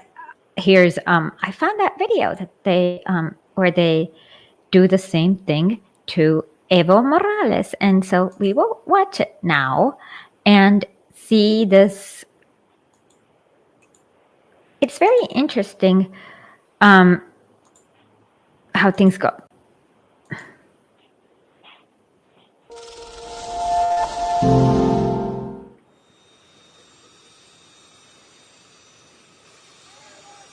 Diplomatic rerouting over his plane in Europe. Morales' plane was denied permission to fly over France and Portugal.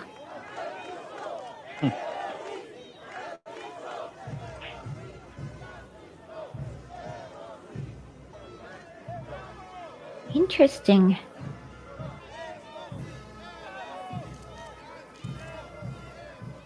Primero, expresar nuestra enorme satisfacción por la gran unidad del pueblo boliviano, por esa reacción inmediata frente a intentos de amedrentamiento del imperio. Siento que es una abierta provocación al continente, no solamente al presidente. Usan a su agente, el imperativo norteamericano, para amedrentarnos y intimidarnos.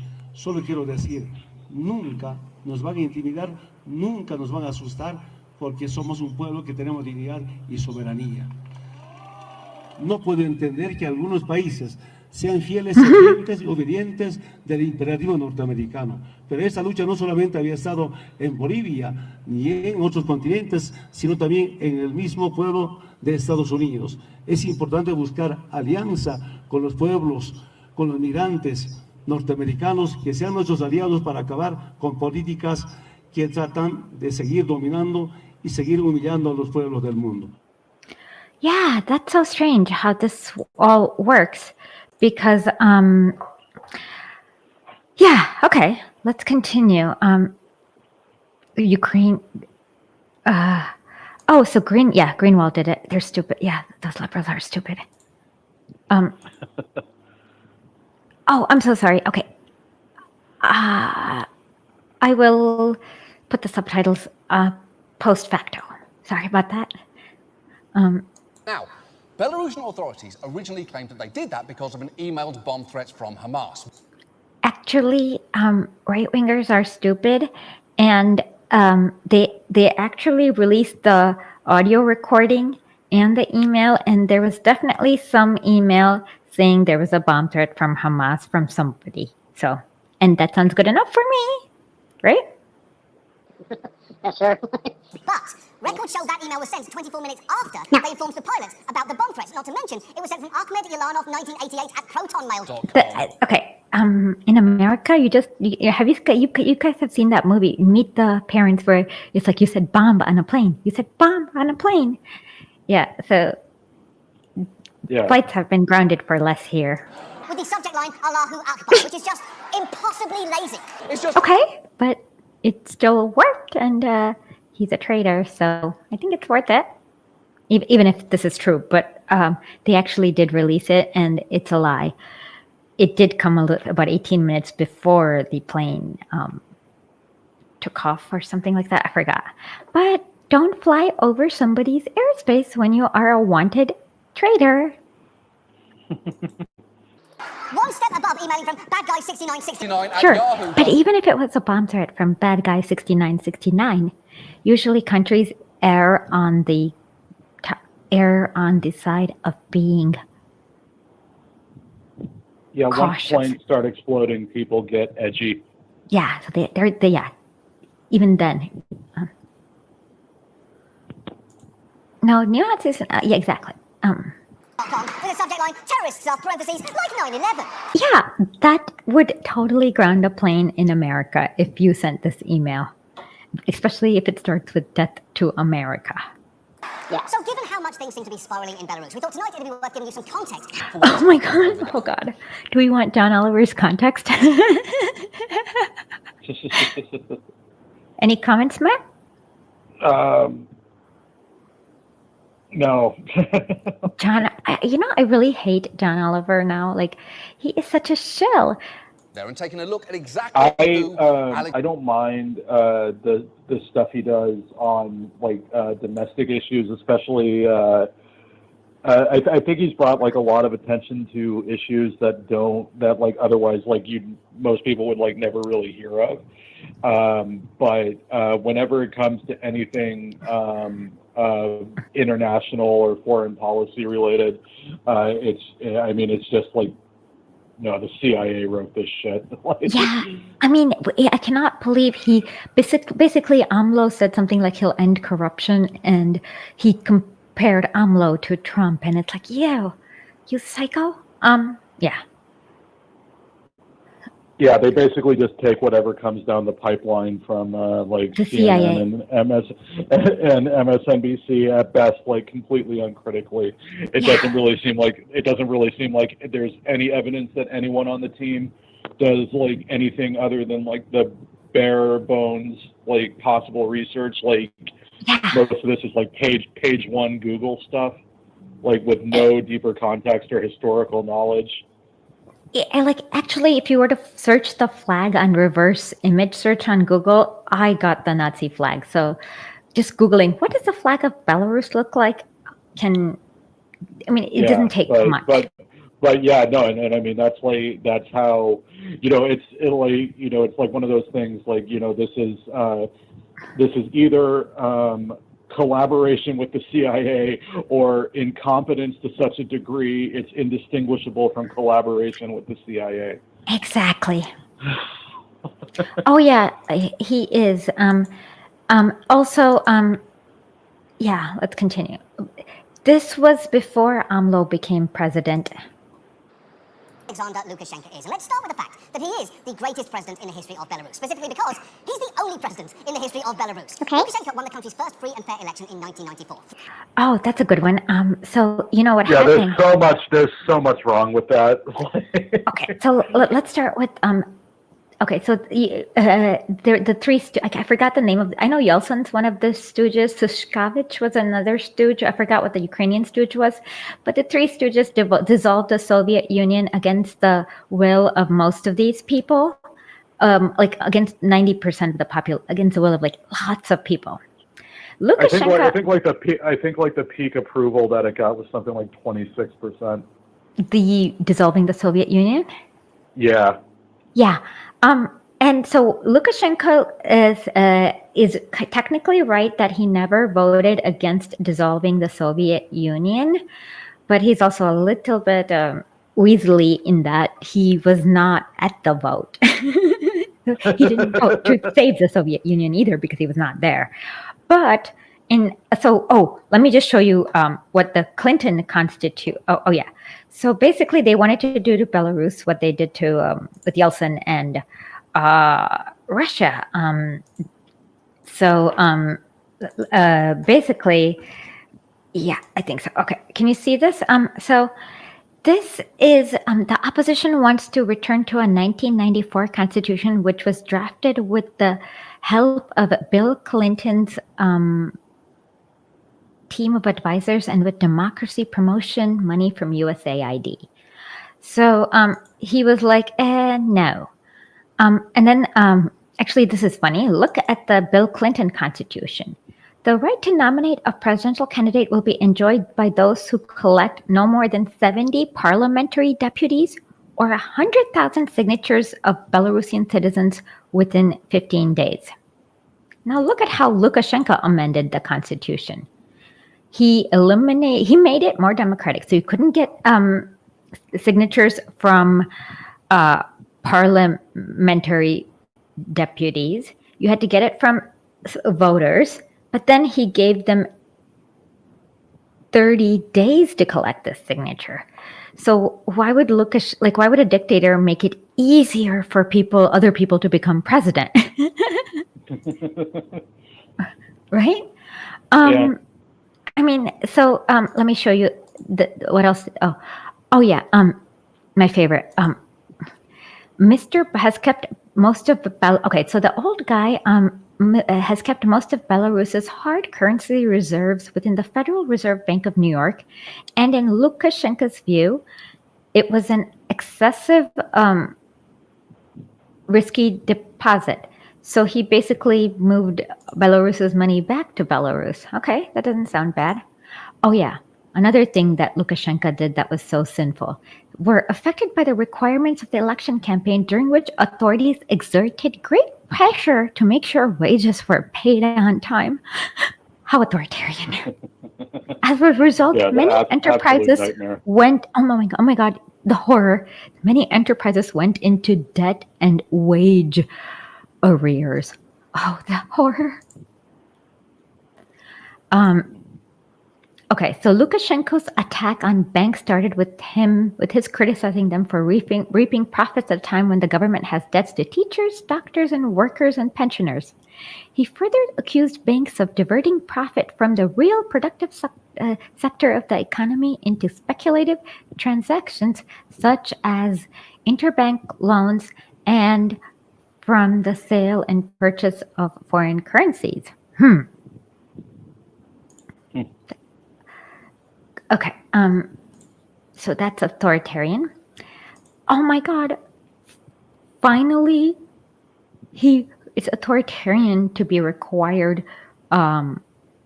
He actually set wages for bank clerks. Interesting, that's very authoritarian.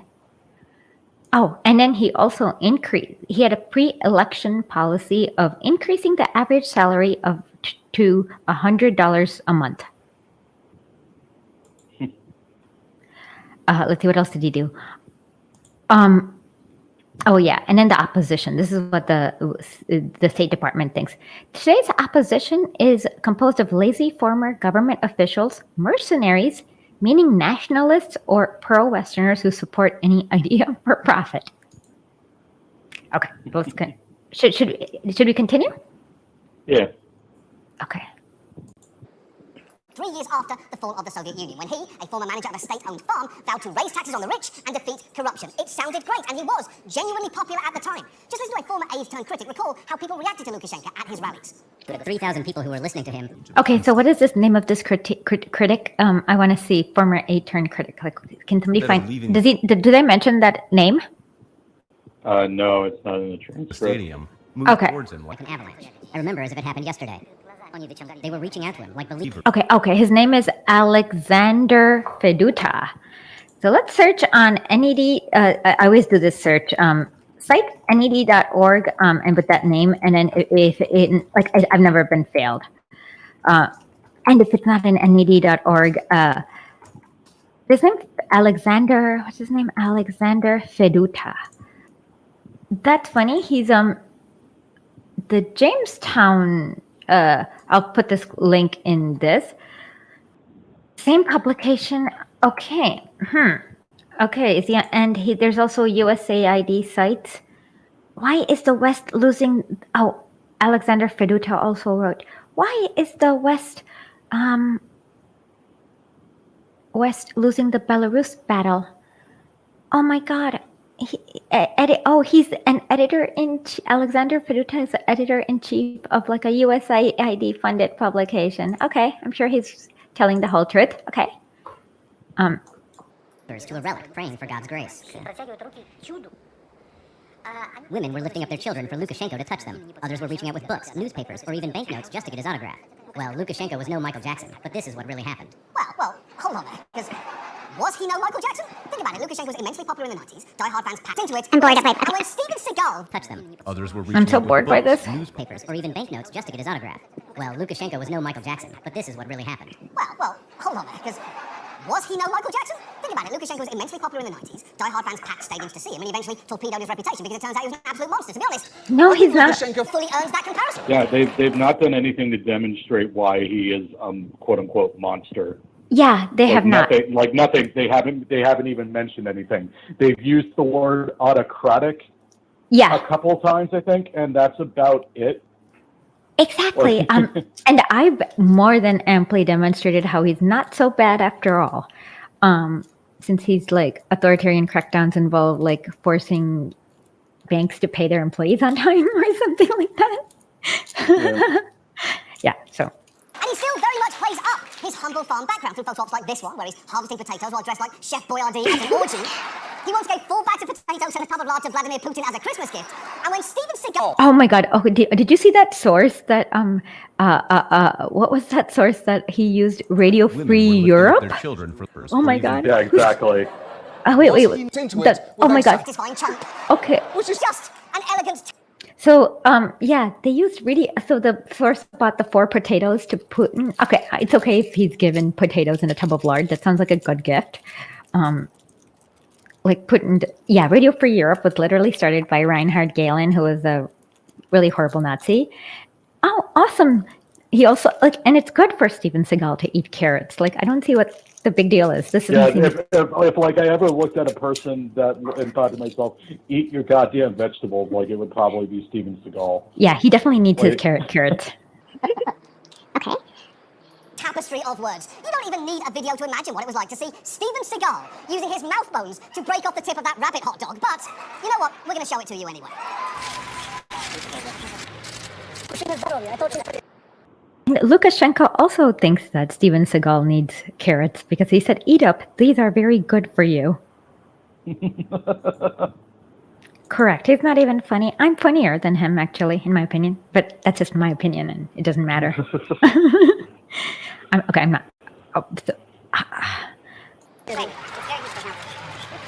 Magnificent. Look, no disrespect to Seagal classics like Under Siege, Hard to Kill, Above the Law, and probably something called Hunting the Fire or whatever. But that is the greatest film Steven Seagal has ever made. But for all Lukashenko's common man posturing, his promises to combat corruption quickly fell apart. Just 5 months into his presidency, a deputy compiled an investigation into corruption in Parliament. Source? Human Rights Watch. Lavajato, anyone? Yeah, so never trust a corruption. Please check out the episode I did with Brian Mayer about the gift from the CIA. So they did this to Christina Kirchner. They did in Lithuania, they did something with like a lavajato. So yeah, a lot of times corruption is nonsense cooked up by the USA that's kind of vague and bad sounding. So yeah, you can, and especially, oh my God, look at the title, Monopolizing the Media and Information Flows. So basically, he nationalized some stupid media company or something like that. That's a great idea. And an investigation into it said to, okay. The iron-fisted tyranny of PBS. Yeah, PBS or NPR. Yeah. Charges against various high-ranking officials. But the government banned all press coverage of the report to the point where local newspapers that had planned to publish the results of it instead ended up publishing blank pages like these. And that was just the beginning of a decades-long assault on the press. Shortly afterward, Lukashenko replaced the editors-in-chief of 4 leading newspapers and took... And what does this say? Belarusian media under the self-censorship. Self-censorship sounds like not censorship. Yeah, pretty much. Yeah, I love it when people are like, this is like when they can't find an actual into and it comes from the Nazis at Vilnius, Lithuania. So yeah, incredible. The national radio and That's television. beautiful. Wait. So he took the NPR and PBS under. Wait, isn't that his job? I don't know. Like, this sounds like not the bad thing to do, I guess. Strict control. Yeah, no, I mean, it sounds like he's doing the thing that all quote-unquote authoritarians do, which is they don't open up various sectors of their government and economy for Western privatization, and that makes them authoritarian. Exactly. And now we're here. Exactly. Like Hugo Chavez, same reason. With Hugo Chavez, they were really upset that he would give speeches on neoliberalism every Sunday morning. Yeah. To independent journalism, Belarus is now considered the most dangerous country in Europe for members of the media. Members of the media who are also members of the Azov battalion. This sounds like it should be more dangerous for members of the media who are also members of the Azov. Oh, by the way, Chavez, Lukashenko got the Chavez endorsement in 2005. There you go. With members constantly subjected to violence, arbitrary detentions, interrogations, raids, and more. And the control Lukashenko exerts over even small, petty details is incredible. Is it true that you cannot film the back of Lukashenko's head? Yes, it's true. Well, you know why you can't film the back of Lukashenko's head? It's because they generally don't let people sneak up on heads of state with cameras. Exactly. And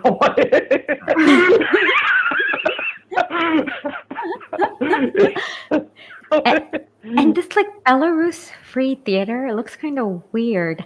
Can somebody go to the National Endowment of Arts and search for this and find how many millions they donated for Belarus Free Theater?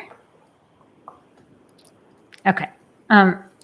True? Is it because he has a bald patch, or? Yeah, it's kind of very weird. Wait, why is she speaking English with the American accent? She doesn't sound very okay. Like she spent a lot of time in Belarus. Haircut, so it's growing from one side. Wait a minute. Hold on there. You're telling me this guy is bald? This guy. This man right here. You're telling me that this guy is bald. Bald, you say?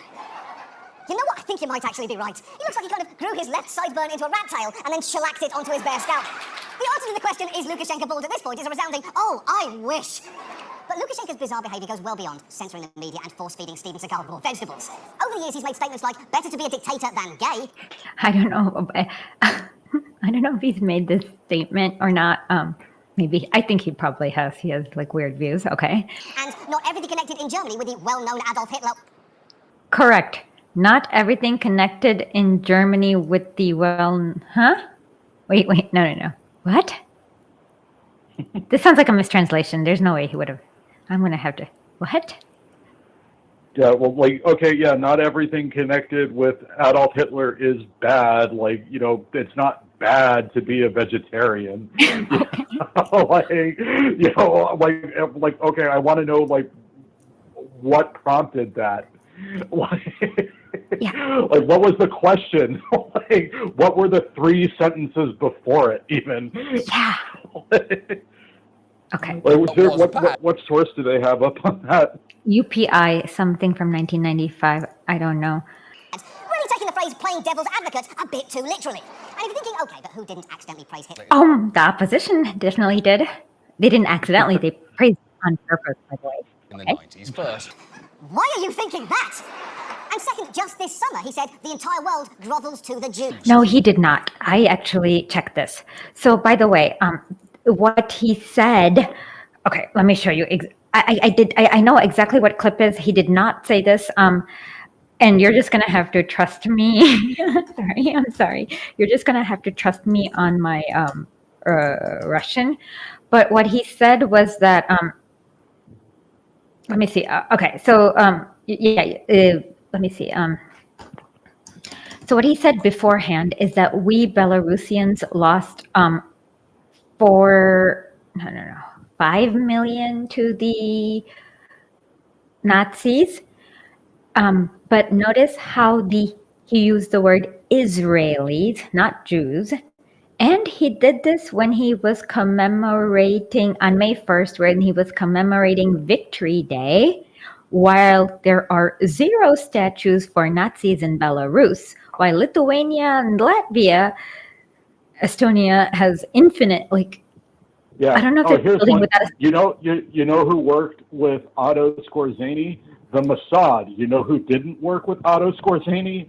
Belarus. Exactly. So in Belarus, okay. So what he said was Israel has done a good job in like bringing awareness about the Holocaust for the Jews.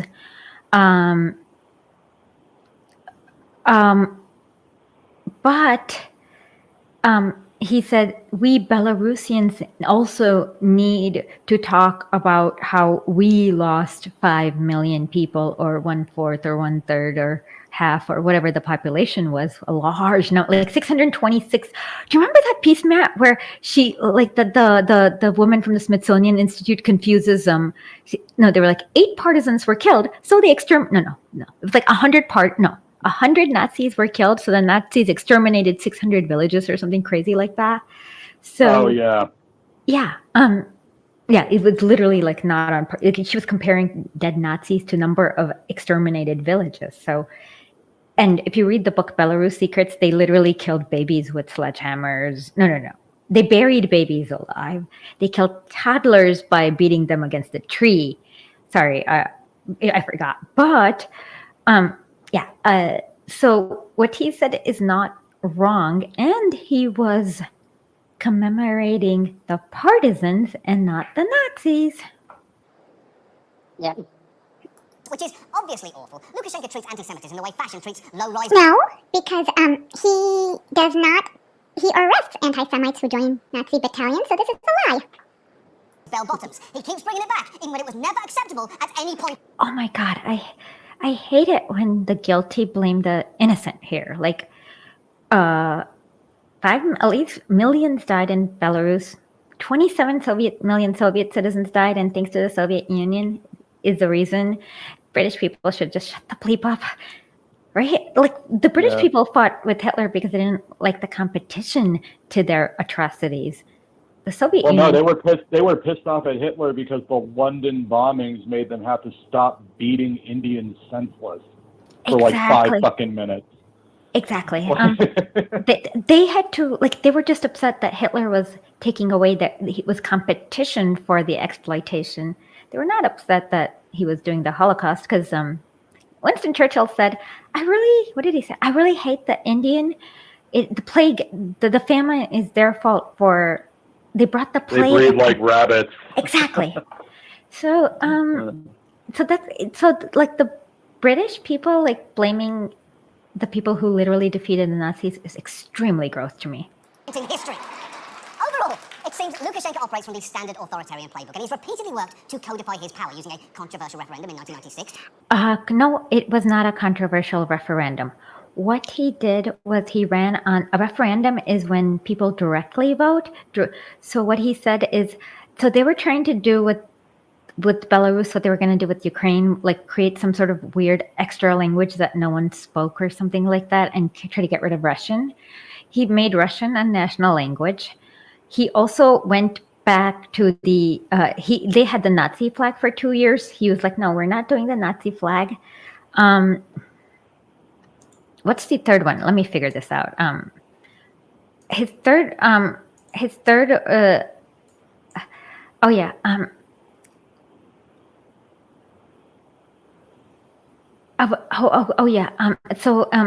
okay.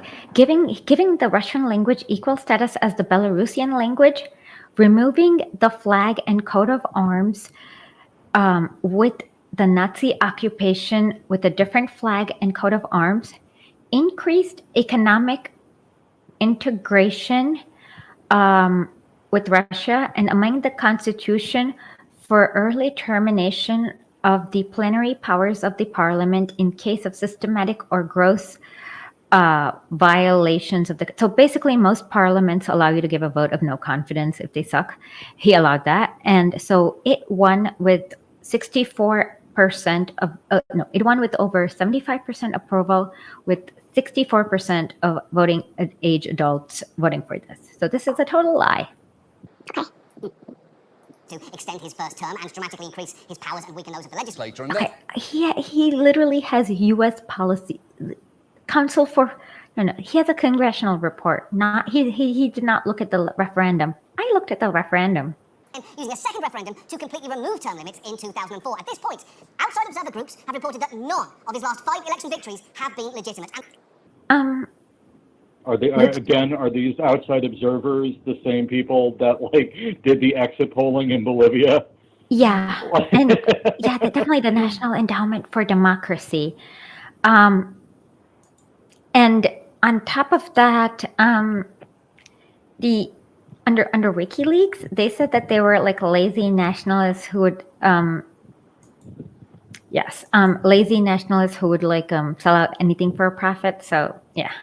And throughout his time as president, Lukashenko has clamped down hard on the slightest signs of dissent. In 2012, 2 men staged toy protests. What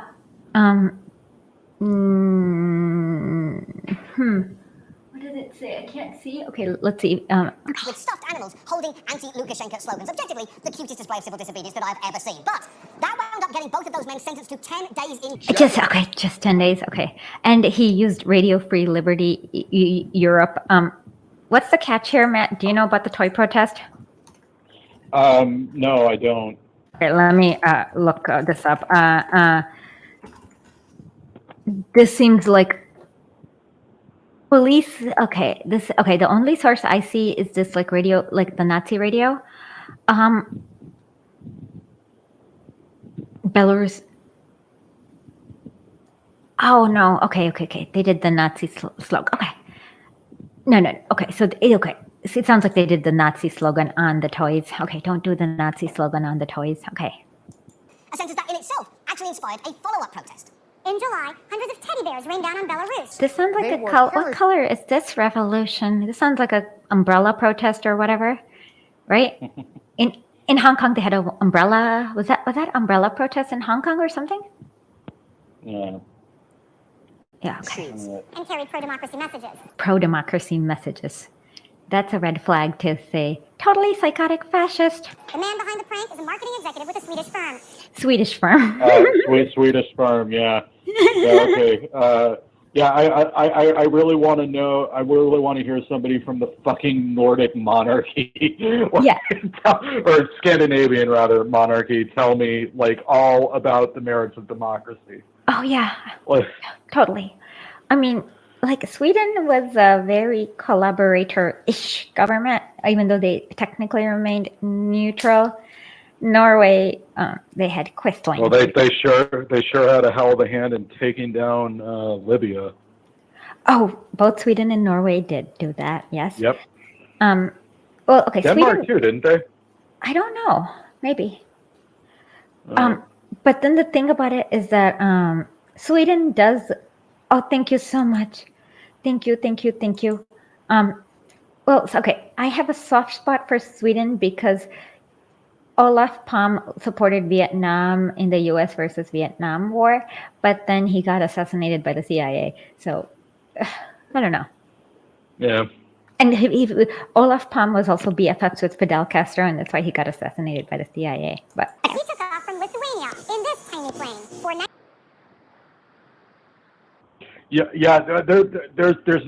There's no way to make this make the sentence "he took off from Lithuania" not sound like it came right out of a James Bond movie.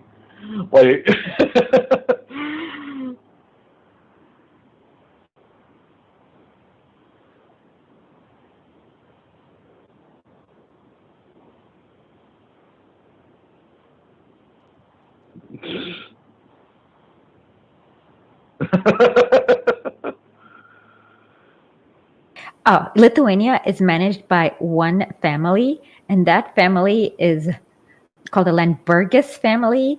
They are Baltic Germans So Baltic Germans. Wait. So like they've actually got Burgess like right in their name. Land Bergis. Landbergis. Landbergis. Wow. Yeah. The name is literally like landed bourgeois, basically, is what that name means. Oh yeah, and you'd be really curious about what side of the war they fought on. But they're Well, I both. would be curious, like if I was like lobotomized yesterday. Yeah, But, Baltic Germans is enough. Like Baltic Germans. yeah, these are the quote unquote ethnic Germans that they took out in Ukraine. in Yeah, Ukraine, if you go to Wikipedia's wait, what do you have to see to see the dead ethnic German soldiers? I honestly I don't remember. I think it was I think it might be in the Operation Barbarossa page, but I'll find it at some point and tweet it out. Okay, but yeah, basically in Ukraine, so the Wikipedia page had Soviet soldiers are killing ethnic German prisoners of war in Ukraine in July 1941.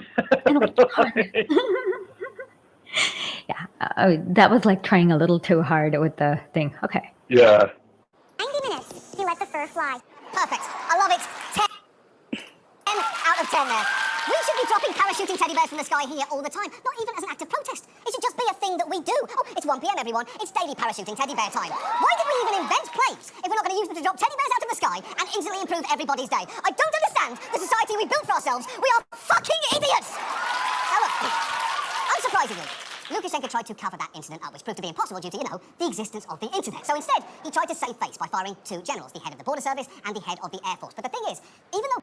That's actually a very good idea because Lithuania is a hostile country, and I bet you they were testing the missile defense systems and not flying teddy bears, right? Yeah, well, yeah, pretty much. Like, I mean, if you let if any country here anywhere can like send in Nazi teddy bears foreign aircraft to like drop shit in your country, and like your military just like doesn't catch on, that's bad. I think somebody probably should lose their job. Oh yeah, he did the right he and the right people, the Air Force general and the Border Patrol people. Both of them should have that plane should have been shot down. Look, if let's just say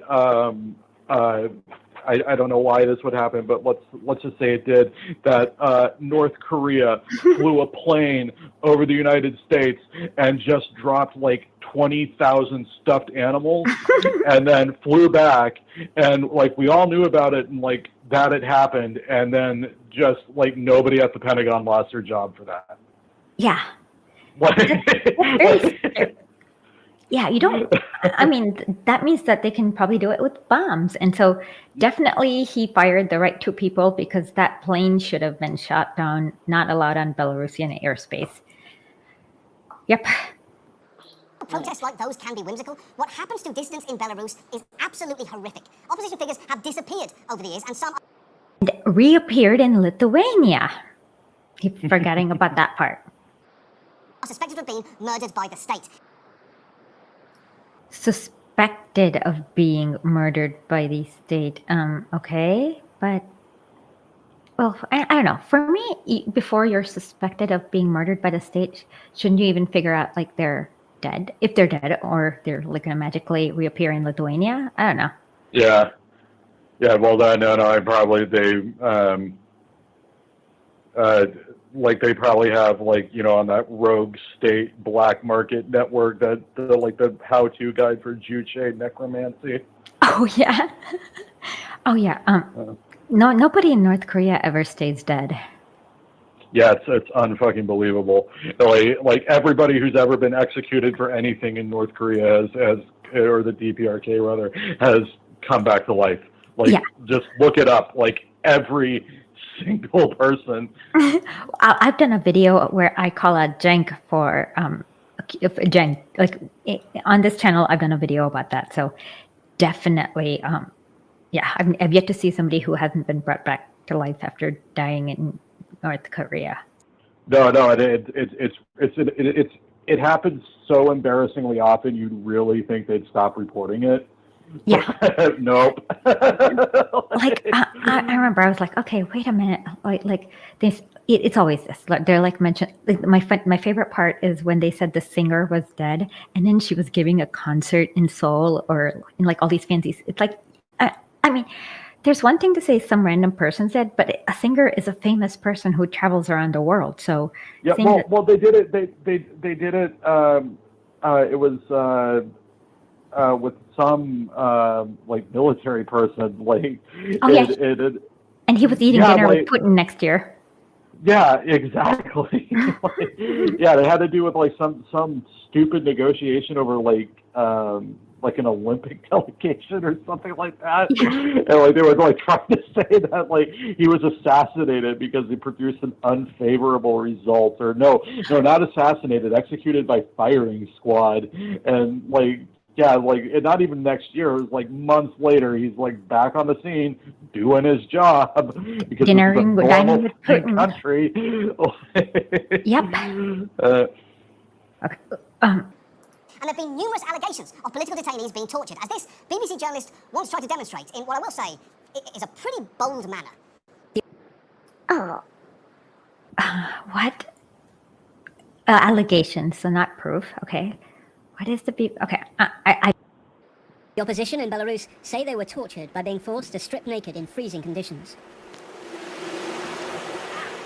So we go to a Coles store in North London where the temperature is minus 24 Celsius. So some Nazi told you how they were being tortured, and you do it to yourself after the unhinged lies of a crazy Nazi? You deserve this, BBC.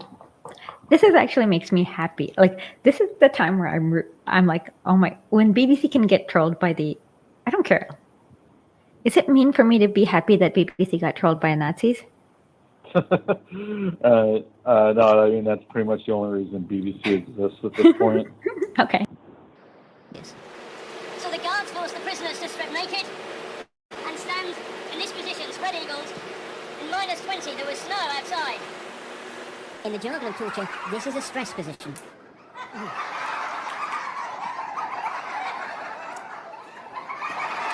What? Yeah, I don't understand what BBC is doing here either. Nobody knows what BBC is doing, like, ever. But please explain to me why, like, Lukashenko's media is bad, but, like, English state media, fine. But BBC has definitely caused more wars. Oh, remember when they said that Iraq had what? Oh, remember when they talked about Saddam Hussein's human shredder? Yeah. That didn't exist? The head of the BBC is literally the basis for Big Brother in 1984. Yes. Yep, I've written an article about that. Yes, exactly. So that guy is Big Brother. And the BBC is actually the Ministry of Truth in 1984 because George Orwell was like working there. And so, yeah, BBC is literally what 1984 is about. Yeah. Everybody says it's Stalin. No, it's the BBC. No, it's definitely the BBC. If you read it, it's like so obvious it's about the BBC. Yes, so that guy, the head of the BBC back then was tall and had a mustache, but Stalin was not tall. He was 5'4". But yeah, 1984 is absolutely about the BBC. I've written an article about this too. Quick question, and it actually has nothing to do with the prisoner torture. Why did you do that? You could have just told us the prisoners were forced to stand in the cold naked. We'd have believed you. And we'd have been able to imagine what that looks like. We really didn't need to see you standing there, cakes out, to get your very basic point. And the thing is, that brutality has only escalated. Recently, Lukashenko has increased the number of arrests of human rights activists and journalists, and police have raided their offices and... Human rights activists and journalists, yeah.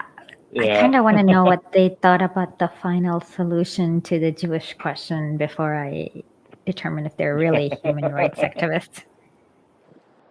Homes. Just this week, an opposition leader was sentenced by the state to 11 years in prison. And even when dissidents... God, I believe collaborating with a foreign state, Yeah, the yeah. hostile What's the foreign state. what's the source on that? Who they'll like notice that they don't give a name, like if No. like No, this person if dated. I forgot. She's basically an NED stooge. So I believe 11 years is under punishment for collaborating with a foreign state to overthrow your government. Like that's treason. So yeah. This is too soft in my opinion. Managed to escape Belarus, they may not be safe. A few weeks ago, an activist who'd fled to Ukraine went...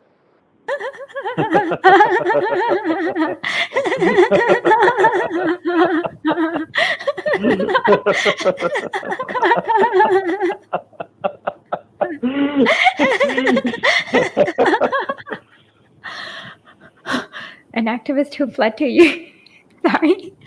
Ukraine is like... Yeah, it's like a war zone. On top of it, it's a Nazi war zone. So, yeah. Okay. Yeah. Out for a run and was found hanged in a park. And while that has not yet... That sounds familiar. Like, I don't. Yeah. That sounds very familiar, but yeah. Been officially confirmed as a murder. Come on. I'm not sure which species of... So the Ukrainian fascist authorities can't even confirm that it's a murder. So he might have just committed suicide. These are native to Ukraine, but I don't think any of them naturally have Belarusian dissidents hanging from them. Unless they commit suicide. Well, as somebody that knows like a little bit about Ukrainians' history, like just in the last 70 years, they hanged at the any number of people that I would imagine swinging from any given tree in the Ukraine at any given time. Belarusian dissidents, partisans. If you don't ever go to Yandex and Google partisans, because you will see. All I want to say is like just remind everyone, Ukraine is basically an anti-Semitic Mos Eisley in a wheat field. It's not a real place. It is a wretched hive of scum and villainy. Do not let anybody ever tell you it's an actual country. Yeah, it's pretty terrible. Like, in fact, they're having a second. They got. Speaking of COVID, did you know that Ukraine has like a resurgence of polio on top of the COVID because they're at least nobody in Belarus. Didn't they have like a major AIDS problem like in the 90s? Like, and it wasn't even like through like as an STD. It was from like needles being shared. Oh, maybe. And a lack of testing equipment like being available. So like a lot of people like would have like HIV and just like absolutely not know it, and like it was like a huge problem, and like there was like no real way of addressing it, and at a certain point like the entire like trail of like reporting or research on that just kind of like drops off, and it seems like a weird thing that you kind of like want to like check up on, but like nobody has. Well, just a few months ago, they had a resurgence of polio and cholera. Oh, God. Yeah, and they also have a lot of people with, food insecurity. And the wages in Ukraine are worse than India. I mean, that's it's really depressing. Terrible. Like, people are suffering there. And these psychos, Nazis, are in charge. And let's not forget that the whole Crimea thing came because the psycho Ukrainian government cut the water for people in Crimea, and Crimea is like pretty hard. So when you don't have water, they were like, okay, screw this, we're joining Russia, and Russia brought water. So that's literally like they won't ever tell you about that water problem. The point here is for nearly 3 decades now, Belarus has experienced a brutal cycle of oppression in which Lukashenko wins elections that are neither free nor fair, locks up his political opponents, people take to the streets in protest, and he violently cracks down. So, in other words, he won't let us overthrow him. He won't let the National Endowment for Democracy overthrow him. Is that it? Basically. Yeah. It is no wonder the Belarusian people seem to have had enough. A leaked poll showed that only about a third of the population trusts Lukashenko. Poll. Commissioned by whom? Leaked. Leaked poll. Which is impressively low, considering, remember, he controls the national media. And even there, his grip seems to be slipping, though. Last year, presenters on a state TV morning show walked off and resigned, leaving viewers watching this. I don't know. I need to figure this out. Wow, that is both a brave act of protest by Belarusian broadcasters and also everyone's dream panel on The View. And you do get the sense Lukashenko may be starting to feel some pressure here, because when marchers likened him to a cockroach... What? This... It says no thanks, and it looks a little color revolutionary. It was a CNN poll? Okay. Leaked CNN. Okay, God, that's nonsense. Okay. Yeah. I don't know what... Okay. And online polls showed him having only 3% support from his people. Instead of simply ignoring that, this is how he responded. So, the fact that he responded means he actually cares about what random people online say about him, which doesn't mean much. But I don't trust this translation, so somebody needs to find me the original. Believe that the serving president has just 3% support? Stop harassing and insulting us, calling me a mustached cockroach, etc. I am still the president of this country. In no country in the world are you allowed to insult people. Yes, you are. That sounds like a terrible, out of context, no,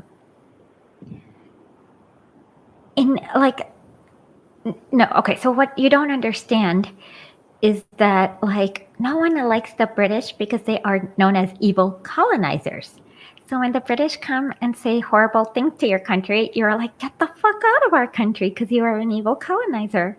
So you kind of have to see it, but I still don't trust this translation, and it's also okay to kick out evil colonizers for insulting anybody. Yeah, you definitely are here. I'll prove it to you. Your suit's too big, you suck at hockey, and whatever it is you do with your hair isn't fucking working. See? Not in jail. Okay, now will John Oliver on national TV speak about Julian Assange? Let's see that, because this is easy. I can also say a lot of random things, but the problem is when you speak about Julian Assange or something that actually threatens state power, that's when they crack down upon you. I'm not in jail. He should be for just being a bad comedian. So look, things are clearly bleak in Belarus, and Svetlana Tikhanovskaya, God. the woman widely believed to be the real winner of She got less than 6%, you complete dumb reactionary teleprompter reader. I can't think of a better insult. I need to find clever insults and I can't think of it. But he's like, yeah. She got, nobody voted for her because she was against having too many doctors being, too many old, I forgot. She also she was against old people voting in, having at-home voting. So with Lukashenko, if you're old, they can bring the ballot to your house and they'll vote, 6.2% or something like that, yeah. But then she wanted to eliminate, here, check out her, platform. It's totally psychotic, and I put it in the chat. So, it's the wrong one. Jesus. Check out her platform. It's really, really psychotic, and you'll see why she won. 6% is also a little. She should have won 0. Last year's election, and who, by the way, only ran after her husband, Lukashenko's initial opponent, was imprisoned, has fled the country, but she is still leading the country's pro-democracy movement from exile. She's asked... Which country is she exiled in? Lithuania. Lithuania. Yeah. Come on. So there is no leaked poll even. Oh my God. I call her, well, Matt calls her Ivanka Guaidoskava. Yeah, Ivano Guaidoskaya. Guaidoskaya, okay. She is exactly like the Guaido of Belarus. Yeah, without the charisma of Guaido. Yeah. Doesn't Guaido also have like some experience in politics? Like, Yeah, wasn't he his was background that? Yeah, he was like a congressman in Venezuela for like 5 or 6 years. Yeah, and then he just defected for like a payday, basically. Yeah, she's literally a substitute teacher or something weird like that. Yeah, no, she was an English as I or think maybe a English Russian as as a second language, an ESL teacher or a Russian teacher in Ireland for a time, but like she's been a like I hate the phrase housewife, but like like unemployed basically, and just like married to this like YouTuber reactionary guy that get new friends, Gunny. Or like fled the country or something like that. Oh yeah, no, he got he fled the country to Lithuania. Gunny needs new friends, new Belarusian friends. Kayla's husband, Kayla Pop, her husband's Belarusian, and he's really adorable. I don't know why I mentioned it, but like he like it's so cute, like how they got married, and Anyways, so get a better Belarusian friend. Yep. What is thought to be over 650 political prisoners. Now, we'll say the EU, the US, the UK and Canada have imposed sanctions on Belarus, targeting everything from close associates of Lukashenko to the Belarusian economy. And the Biden administration has just recently imposed more. But the truth is, sanctions can only do so much here. And Lukashenko... Vile character. Sanctions is literally... Sanctions don't work because you're threatening people with starvation and death and what else? Disease. Any manner of things. Yeah. Like the targets are the people. It's never the government. Like, it is. And the thing is, they don't work. I've never heard of like sanctions prompting any people to overturn their government because they understand how this works. Exactly. That's why sanctions. Yeah, exactly. In fact, basically, it causes a lot of people to die, starve. A lot of infants, 500,000 infants. Like, what it matter? Worth it? Like when it was worth it to kill 500,000 infants or something? Like, it causes like millions of infants to starve, die, horrible things. But it does not do regime change, and it's just wanton cruelty, in my opinion. What do you think? No, it is. There's no. I mean, 60 years of the most brutal. That's what the Cuban embargo is. It's a series of economic sanctions, and I mean that's been going on since like 1963, I think, and like that hasn't worked. Like Fidel Castro died in his sleep. Died peacefully, like in his sleep at age 90 after like how many years as General Secretary of the Cuban Communist Party? And he survived over 653 assassination attempts or something. And like to the point, like they went into the Wile E. Coyote well. Oh yeah, they tried to get him to smoke an exploding cigar once. Oh my God, anthrax in the scuba suit. My favorite is the one where they tried to send this lady to assassinate him, and she fell in love with him. Yeah, that was like a soap opera. I'm like, how? Absolutely incredible stuff. Like, the poison face cream was a good one too. Yeah. The real life spy who shagged me thing. Incredible. Like and like the story goes, like when he found out that she was a spy, he put the gun on the table, pushed it over to her, and said, "You won't kill me." And at the end they were like banging each other and humping on each other. towards the end. There you go. Of course. Oh, also, about 9 months before Trudeau was born, his mom was in Cuba.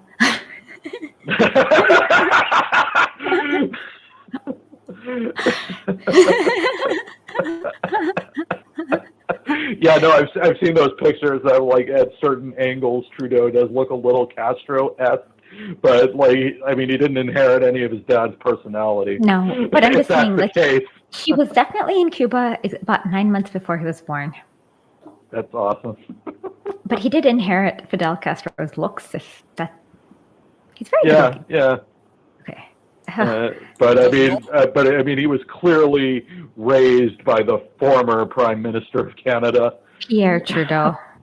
Yeah. If nothing else. Yeah, Justin Trudeau super sucks. Well, Trotsky is the ultimate cuck because Frida supported Stalin over Trotsky, and she even like had a painting about Stalin. So Trotsky got cucked by Stalin. She painted a portrait of herself next to a portrait she painted of Stalin, and then wrote an open letter explaining like what an asshole Trotsky was and how she stood by Stalin. And this was like after they were fucking. Exactly. So he got totally cucked by Stalin there. Mm-hmm. Not seem keen to end his reign. In fact, many think that he's groomed his youngest son, Kolya, to take his place, because since he was young, Lukashenko's been tracking him along everywhere he goes on state business. Here he is again, here he is again. He's in all of these photos. Wait, but aren't kids like political props? Like, aren't Obama's kids in a lot of photos too? Yeah, I mean, I don't know, like, how old is this kid?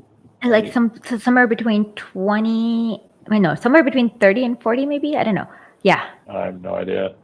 Like he looks, okay, in 1994 he was about, okay, he was born in 1989 because I'm just making this up. But okay, yeah. so he's 33. Right? Okay. Yeah, about that.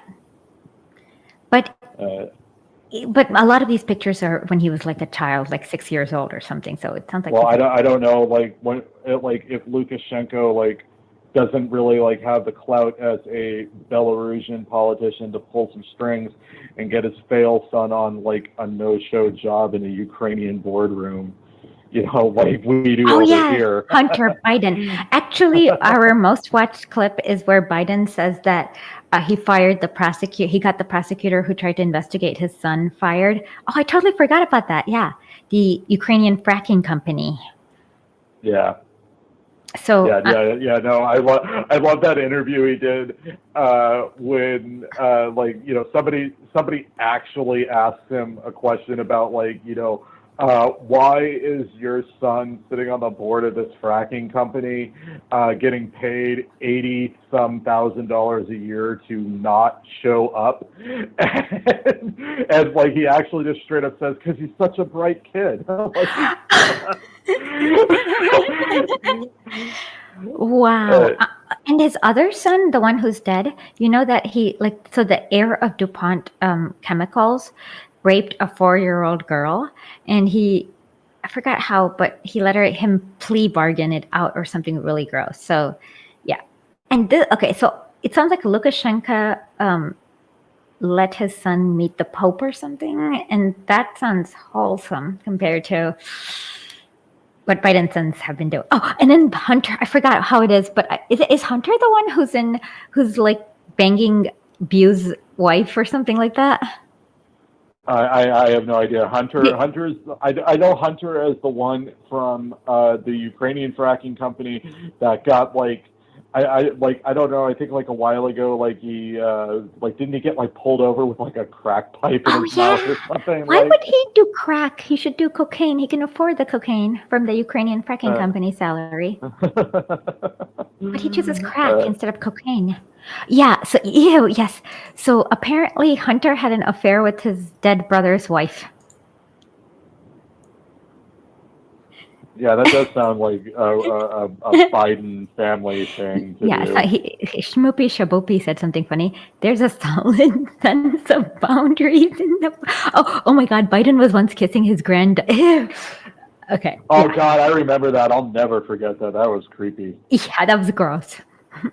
Yeah, that. Okay. Ew, I don't want to know about this. Okay. I don't know exactly when European Bring Your Kid to Work Day is, but it can't be always. So at this point, it looks like the only thing that will really improve things in Belarus is if the people there somehow manage to reform their constitution and ensure that free and fair elections are finally held. Belarus had communists and they managed to overthrow the Tsar. So I think the people know how to get their get whatever government they want there, in my opinion, right? Yeah, pretty much. And my favorite story of the Belarus, maybe she was a Russian partisan or a Belarusian partisan, I can't remember. But basically what she did, she was a 17-year-old girl, and there was this Nazi dude, William Kube, and she put a bomb under his bed and set it for like 6 hours later when he was sleeping. And the bomb was so accurate that it blew his head off, but then it left his pregnant wife who was sleeping next to it. Like she slept till the morning and didn't realize that the bomb had blown. Blown his head off? Wow. Yeah. Wow. So I can't remember her name or whether she was Russian or Belarusian. Not that it matters, but just saying they can handle, if they're like that, they are the one group of people who know how to get to regime change on their own, like to their own government. So yeah.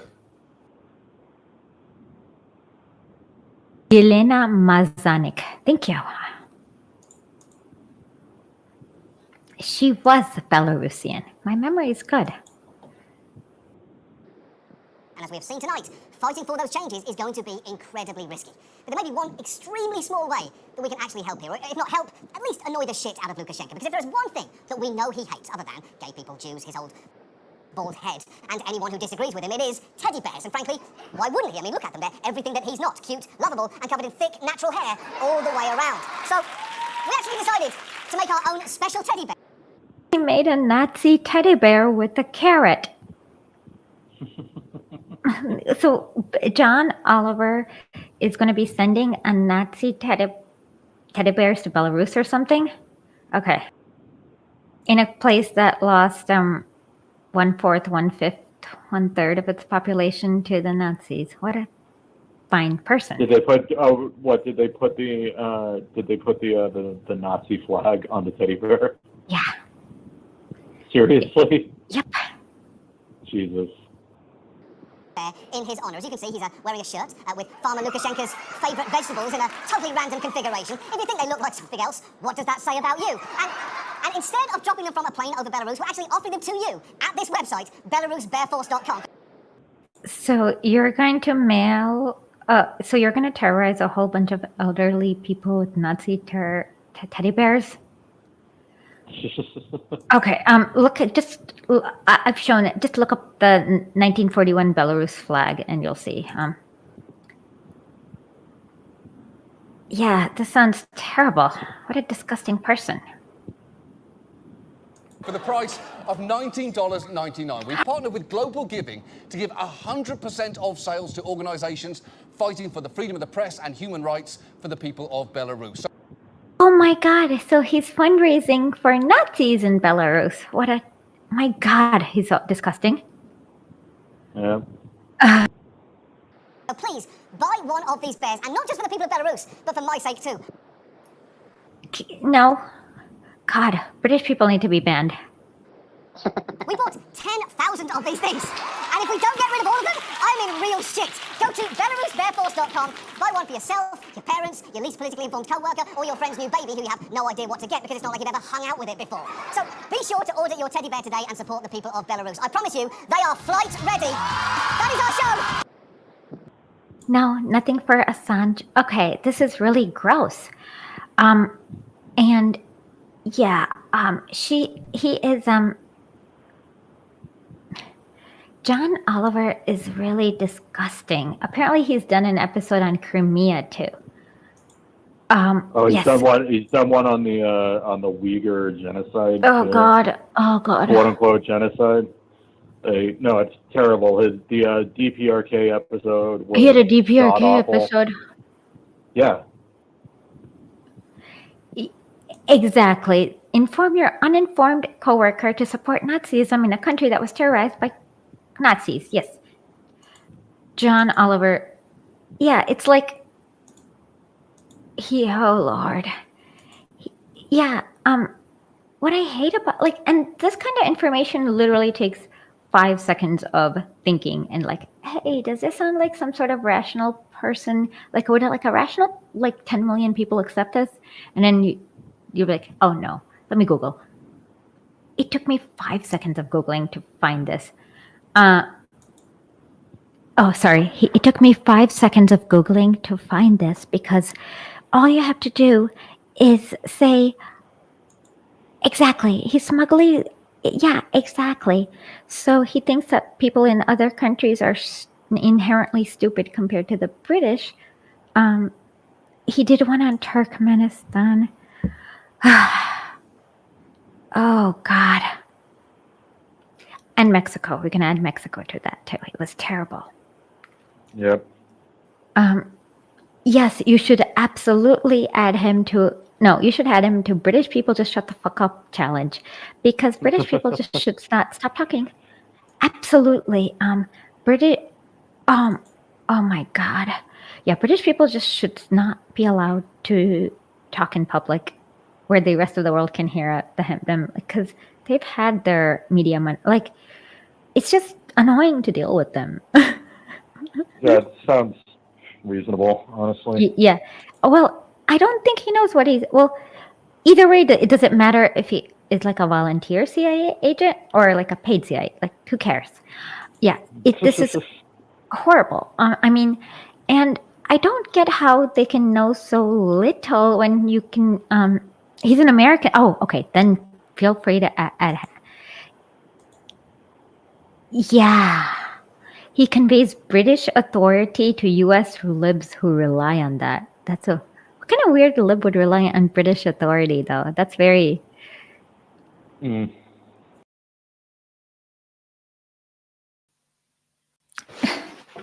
Hello, everyone. Welcome back. Okay, I was muted still. Okay. Well, it's 7:37 a.m. here, so I stayed up all night, which is fun. Apparently, it's when you sleep is weird because the hardest is the between 2 to 3 a.m. slump. Once you get over that, you just get that extra oomph of energy. Yeah. Because I woke up at 4. No, I woke up at 4 this morning, and then there is the worst part is somewhere between either 3 to 4 or 2 to 3. But once you get over that, then you don't need it anymore. I don't know how sleep works. Yeah, no, I got a little burst of energy. I thought I was going to be dead asleep by now. I thought I was going to be dead asleep by now, but I'm not. I have lots of energy now. I even made myself a sandwich while the video was playing. But yes, I saw. That's good. Did you? I took my medicine, so. I haven't done any of that. I'm just but John, I did not realize that John Oliver also had done episodes about the DPRK, Crimea, Russia, Turkmenistan, basically every quote unquote US state. I knew that. I knew a couple of them. I didn't see them, but I knew people, complaining about them. But I didn't know that long of a list. Yeah. And like I said, there's Saturday Night Live also does this where they do a lot of NatSec propaganda with one or two mild, unintelligent parodies or imitations. And that's more of a court jester and not a comedian. Yeah. At the end of that, there's the thing you brought up, well, why would, American, liberals want to be, British authority or something? You understand, they all love the Queen. Yeah, I know. I remember when Trump was next to the Queen, they were like, "Oh my God, the poor Queen has to sit next to racist Trump." And I'm like, Yeah. "Dear God, you guys!" Like, they literally went to Kenya and asked them if they were like something really horrible like that. Like, I'm like, if like hanging out with Trump would actually make the Queen less racist. Yes. Jesus. So, yeah, no. Jakami John said, can you put that comment up about how he likes to see EK40s? Thank you. We will be around every single week. Tell your friends, families, enemies, tweeters, I don't know. And much love to you. So, yeah. No, we were trying to, the holidays were tough. Holidays were tough, especially with me being in Belarus and not having stable internet connection. Yeah, and then I lost internet twice. Yeah. Well, so yeah, hopefully they turned it off to give it to someone else.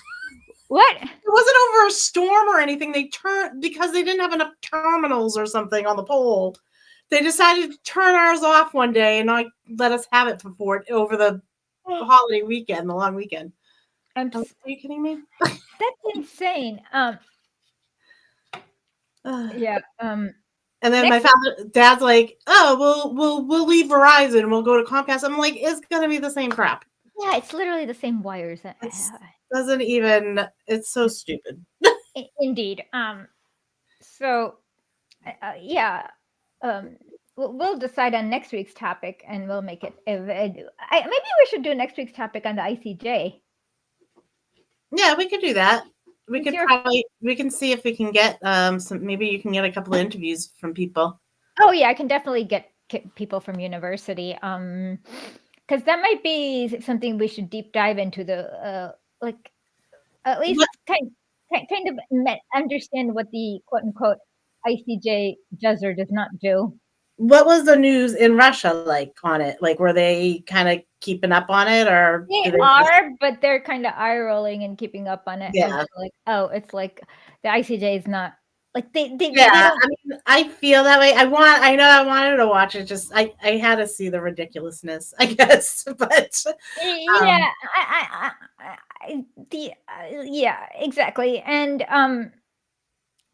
so basically, the U.S.'s reason, but the ICC is even more comical. The U.S.'s reason for not joining it is because we commit so many war crimes. We don't want our soldiers to get arrested. Yep, exactly. No, then that's actually the reason they gave up. Yeah, and then they have in that it doesn't even have to be just a U.S. citizen. It could be a friend of the state or something. It's like listed. Like Pinochet, for example. Oh, yeah, they actually. Like they could save Bibi if they wanted to save Bibi. Wait, in the provision of not signing on to the IC, that's what it looks like because it says or a friend of the state. All the person would have to say is, "I'm a friend of the U.S." Yeah, I mean, if anyone they don't want to get convicted, they basically that's how I read it. I don't know, maybe I'm wrong. It is, and that sounds like a kangaroo. But that's like. I would trust a kangaroo like jumping court over that. Maybe we should put them all in a room with a few kangaroos. Oh, I would totally support that because kangaroos are okay. So when I was in Australia, they're actually the most dangerous animal because people think they're cute and they go too close, and then if they kick you, you're dead. Yep. So and then we'll throw the emus in there too with them, just for good. Emus are also very dangerous because again, people think any animal that people think are cute are the most dangerous ones. Like the tigers and lions are not dangerous because people don't think they're cute. They stay far away from them. Yeah. But all the cute animals, they're the dangerous ones, like the kangaroos and the mooses. Yeah, the squirrels. They're dangerous. Can you get Esha? Yes, I can get. Is it better? Yeah, that sounds better. I turned you up a little bit, but I don't know. Okay. I turned you up as high as it will. Okay, and I will try to speak with a loud enunciation from my chest. Well, the video you were doing because you were at your sister's house, so you were like whispering. Because my nieces were sleeping. Yes, so you were whispering the whole time. So then you go from that to she's much louder now. Yeah, I'm enunciating from here's my opera singer voice that's deep. It's deep. That's I don't about think as even deep I as have deep voices. what? I don't think either Yeah, me or you have a deep voice. and I learned that the reason why we hate the sound of our own voice is because when we listen to our own voice, there's a vibration that goes through our head that makes it sound lower than it is. Yeah. And so when we listen to ourselves, we always sound squeakier than what we think our voices is, and we hate that squeak. John Oliver really sounded squeaky. Good. Well, that's his fault. If he didn't want to sound squeaky, he shouldn't put a copyright violation on But me. I'm taking it down. That's what you get. Yep. Then we're gonna have to skirt it, and the easiest way to skirt the violation is to squeak it up. Yep. So, oh, otters. Poor otters. They get a bad rap. Why? I don't know. Everyone says they're so dangerous, but I don't think they are. They're cute. Do they have rabies? They're cute. They can't be dangerous. But do they have rabies? Maybe they're spread rabies. No, I don't know. There was a whole Twitter conversation a few years back, and this person was like afraid of otters, and they're in the thread like fighting with people telling us that we shouldn't like otters. They're horrible. Like they were desperate for us not to like otters. That is ridiculous. So I think otters are. I don't know what otters are besides. Rabbits are dangerous. Okay.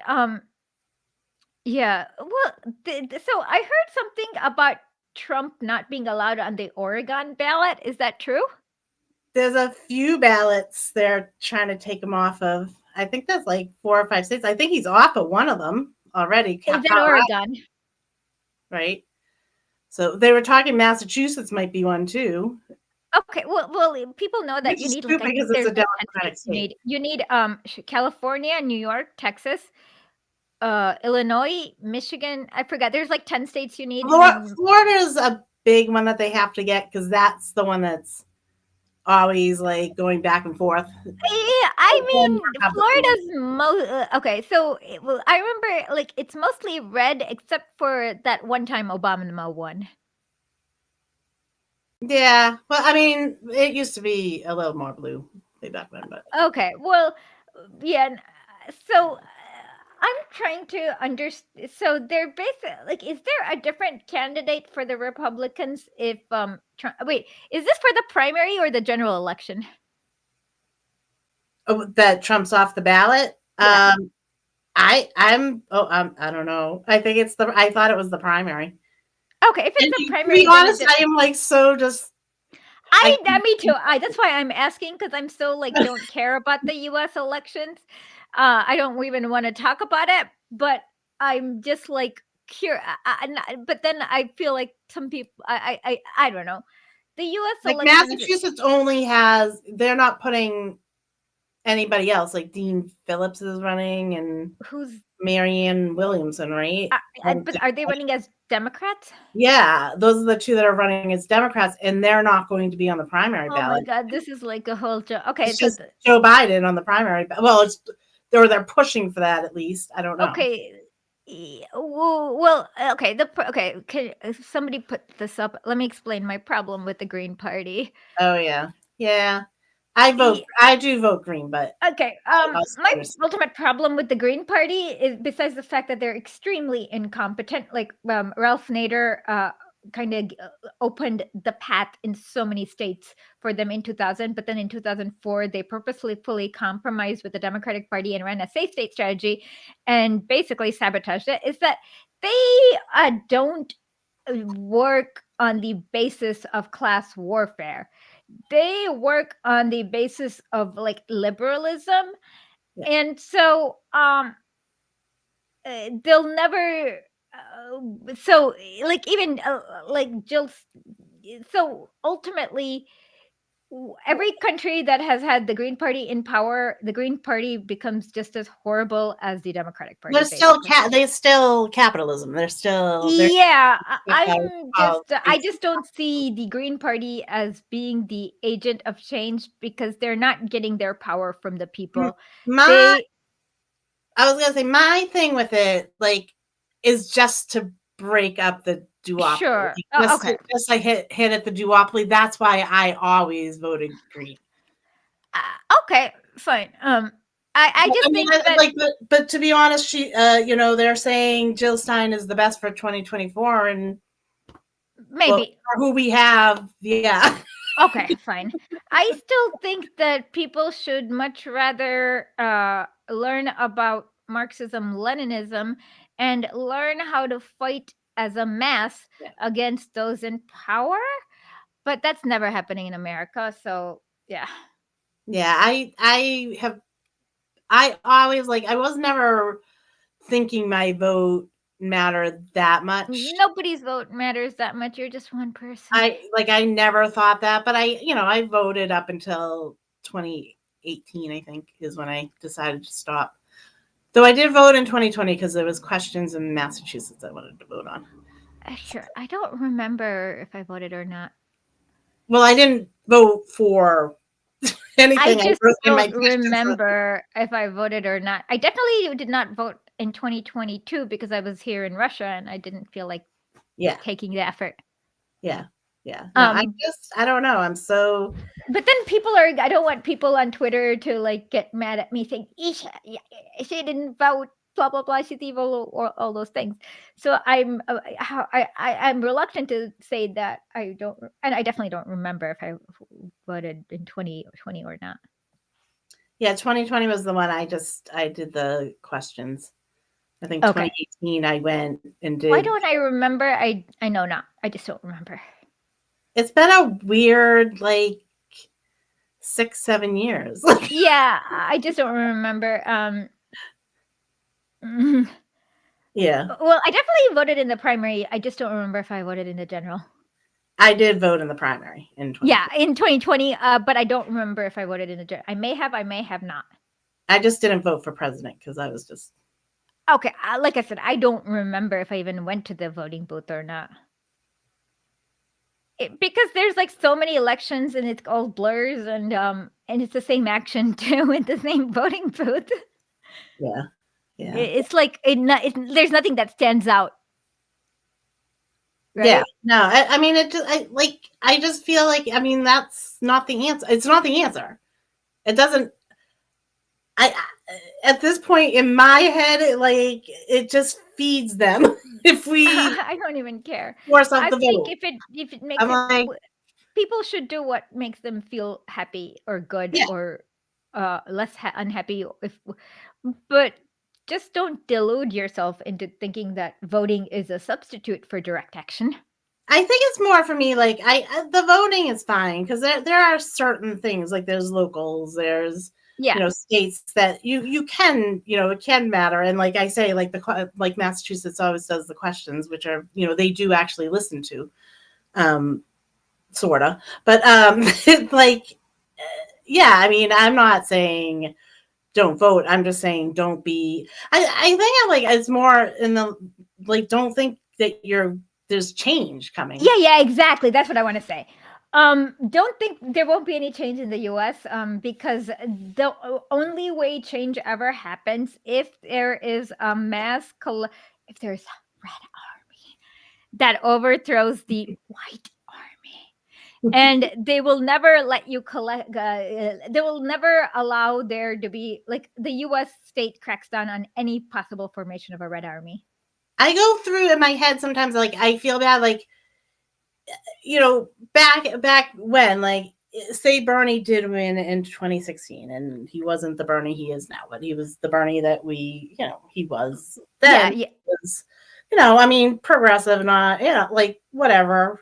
But I would I think of it now, and I almost kind of thought of it then, that's gonna ruin him. He's not going to be able to make the changes. Well, that's what Putin and Evo Morales said, that it doesn't matter who's the president, nothing ever changes in the U.S.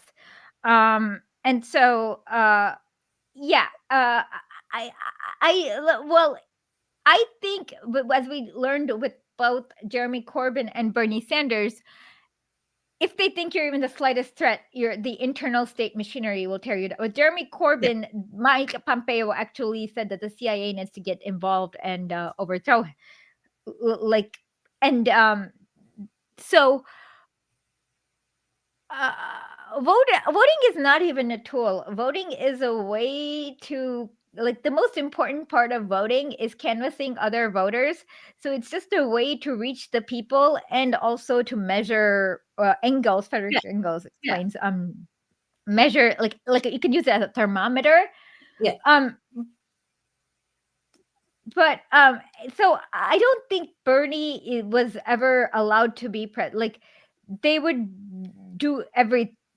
I think that because the internal state, like the U.S. can monitor the internal state way better than and control it way better than can any other state. Like, yeah, like Bolivia had a puppet for a long, long time, but then Evo Morales came. Venezuela too, Colombia, but the internal state is the hardest one to get rid of because the entire monitoring system, the sabotage, like there's no rules in what they can and cannot do with the internal system, like, and there's no one no one monitoring them or watching them. So that's the one that's the last to go. Yeah. Well, see, in my view, like Jimmy Carter would have been better off in his life if he never was president, because he's viewed as he did this wrong. You know what I'm saying? Like, yeah, he could have gotten away with, oh, he was a nice guy. Well, I think, yeah, he was a horrible. I mean, his foreign, I don't know what's worse, his domestic policy. Oh God, it was just bad. But it's like, but that's what I feel like. Even if we got someone that we liked, you know, like if we got someone, and even if you got a Jill Stein in that, you know, you feel like she's going to do it's the system. Like that's I mean, the founding fathers created the system to protect people with property from people without, and that's exactly what they do. That's like the worldwide foreign policy of the U.S. is to like wage a war against illiterate farmers on behalf of big business. So it's a perfectly designed system for that purpose, and it's a hard thing to take down. Yeah. And I'm not like, and I get like, I've been there, you know, I like Jill Stein. I don't have a problem with her. Well, I think she sometimes says really stupid things. Like she doesn't like when she said something like quantitative easing is like a magic trick. That's not what she should have said. Yeah. She should have said, well, you use quantitative easing in order to give money to banks. Why can't we do it for the people? Yeah. If you had done that, like play kind of played stupid or something like that. No, she did not. She's literally called it a magic trick, as opposed to quantitative easing is when the government releases money to the banks by lowering the interest rates. And if you can trickle down money to the banks that way, you can also do it for the people. And that is how I will pay off student loans. But what I meant, like, she took the easy way out of just saying it's a magic trick. Like, I don't want to talk about it, or didn't know. I don't know why she said it. It's that made her sound stupid. Yeah, and that's also made her. Yeah. Like it made her sound. I don't know why she said that. Did that? Yeah. You're supposed to, at every chance, like make it a point. You know, on the like you have to turn it to. You have to have your points, and you have to get it back to whatever these. You know, like China. Yeah. Okay. You can move to China or the DPRK, Vietnam, Laos, Venezuela, Bolivia.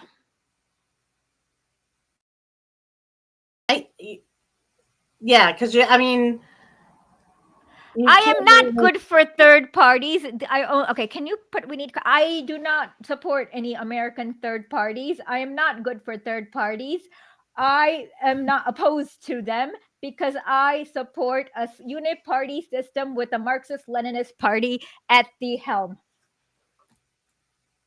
Okay. Yeah. No, I mean, but no, like I'm saying, like I, you know, I was 10 years ago, like I might have thought we could have change. Like there was a little hope in me during Bernie. I mean, I knew better, but there was hope that it was. There was hope in. There was a lot of hope in me. I did a lot of work, but the deeper I got involved with the Bernie campaign, the more I learned about the, as Michael Parenti calls it, the gangster nature of the state.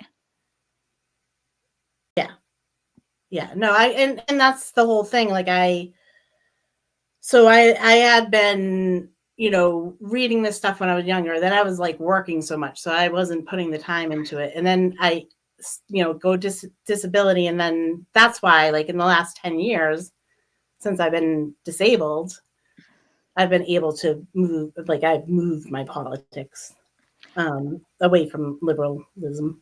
Yeah, liberalism is the default when you grow up in the U.S. just because everything is so surface level. Like I would never say I was a liberal. I was never a liberal. No, but liberalism, like if you don't do any work, the default will be liberalism, if that makes sense. It takes effort to not be a non-liberal. So. Yeah, but. And so it takes a lot of thinking, a lot of effort, a lot of learning about world systems, so much reading that most people, if they're comfortable, they're unlikely. I'm in Russia. You can't vote. It's so hard. I'm going to have to go 2,000 miles to vote. Well, me, I mean. Can you show that? Can you show that little thing? It takes so much effort. I'm not going to show. You are supporting a uniparty war. I'm in Russia, and I'm not gonna go all the way to the U.S. Embassy in Moscow. Take an 8-hour train to go to the U.S. Embassy, stand in line, do God knows what, 3 weeks in advance of the election in order to get an absentee ballot to vote.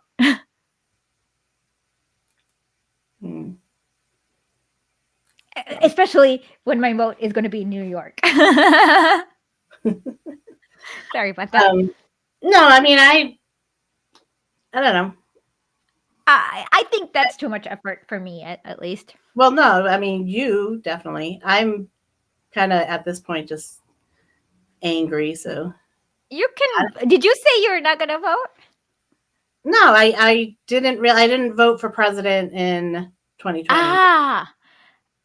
For me, I honestly don't I said I don't remember if I voted or not.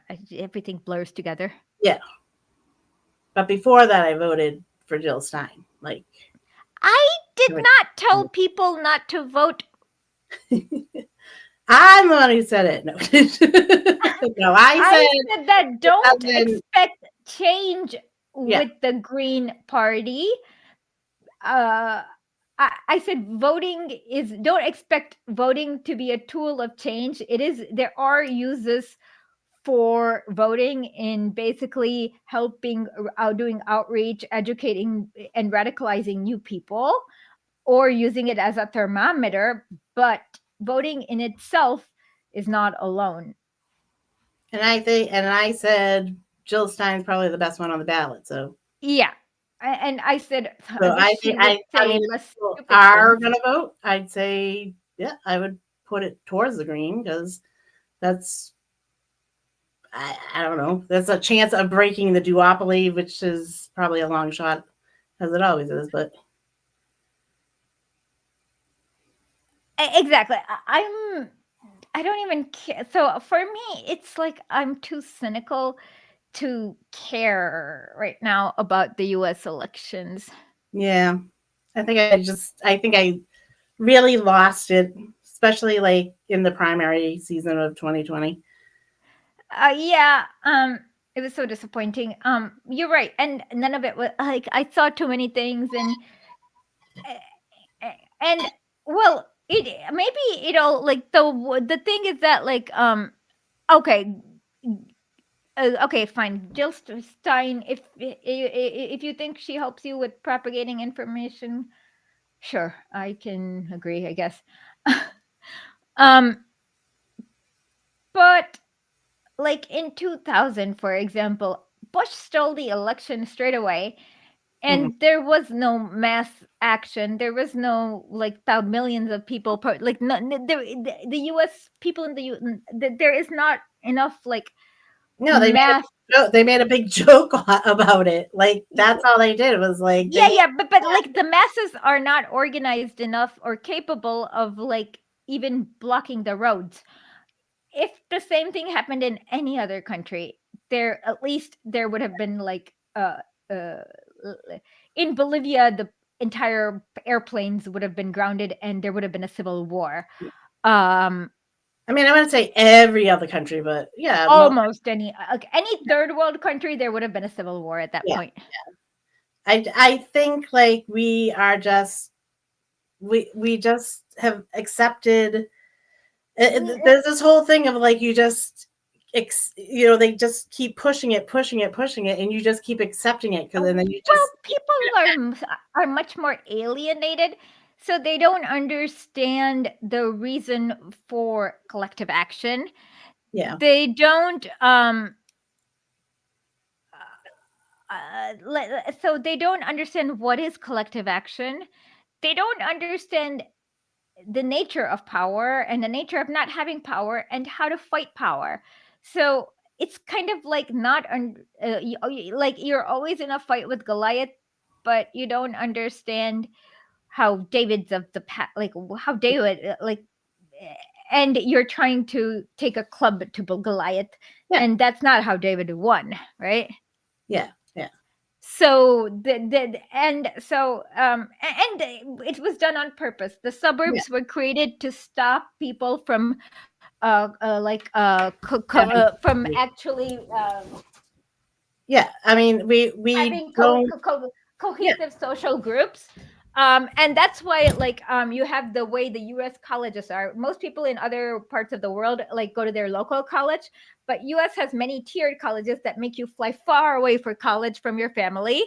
You're isolated again. Yeah. And then at your job, you are also without any kind of mechanism. So there is no like culture system that is built like that. You can build a system in which you can you need 10,000 people. For example, you can always fight against the big landlord companies, but what you need is to have like your apartment like grenaded and have guards and have like 10,000 people together. Then you can definitely fight and fight it. But I mean, you can even fight the U.S. government. Look what people farmers in Vietnam did. Yeah. But it takes an army of like 30 million farmers in Vietnam to fight the U.S. government and win.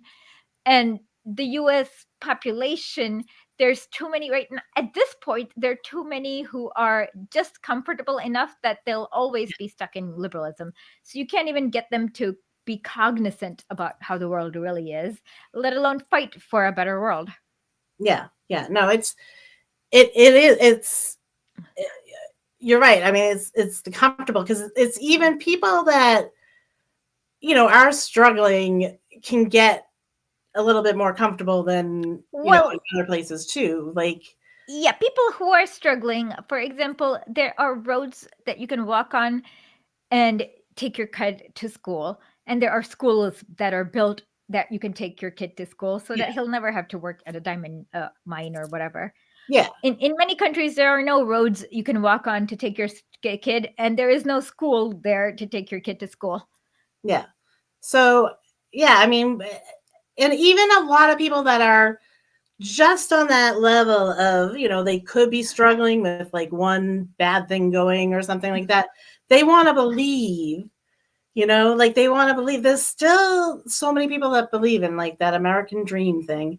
Like even to and it really, I mean, it really is that. I was saying my father keeps coming down and he was talking about his dreams, and I've noticed over the years he has very vivid dreams and he tells me about them. Every one of them, he's an 86-year-old man. He hasn't worked since he was 81. He stopped working. He is about work, and he's lost in the building or he's trying to get something. And I'm like, Dad, that is so sad. Like, Like, you shouldn't worry about work at 86 years old, like, even in your dreams. It's just crazy. I don't know. Yeah, like I said, so the American like, there is no culture, like, there is like so many foundations of society that are missing that enables any kind of collective action against power. That it's just like, I fear that until the quality of life deproves, and China sanctions the US so that you guys don't have toilet paper, I don't see any hope of peace.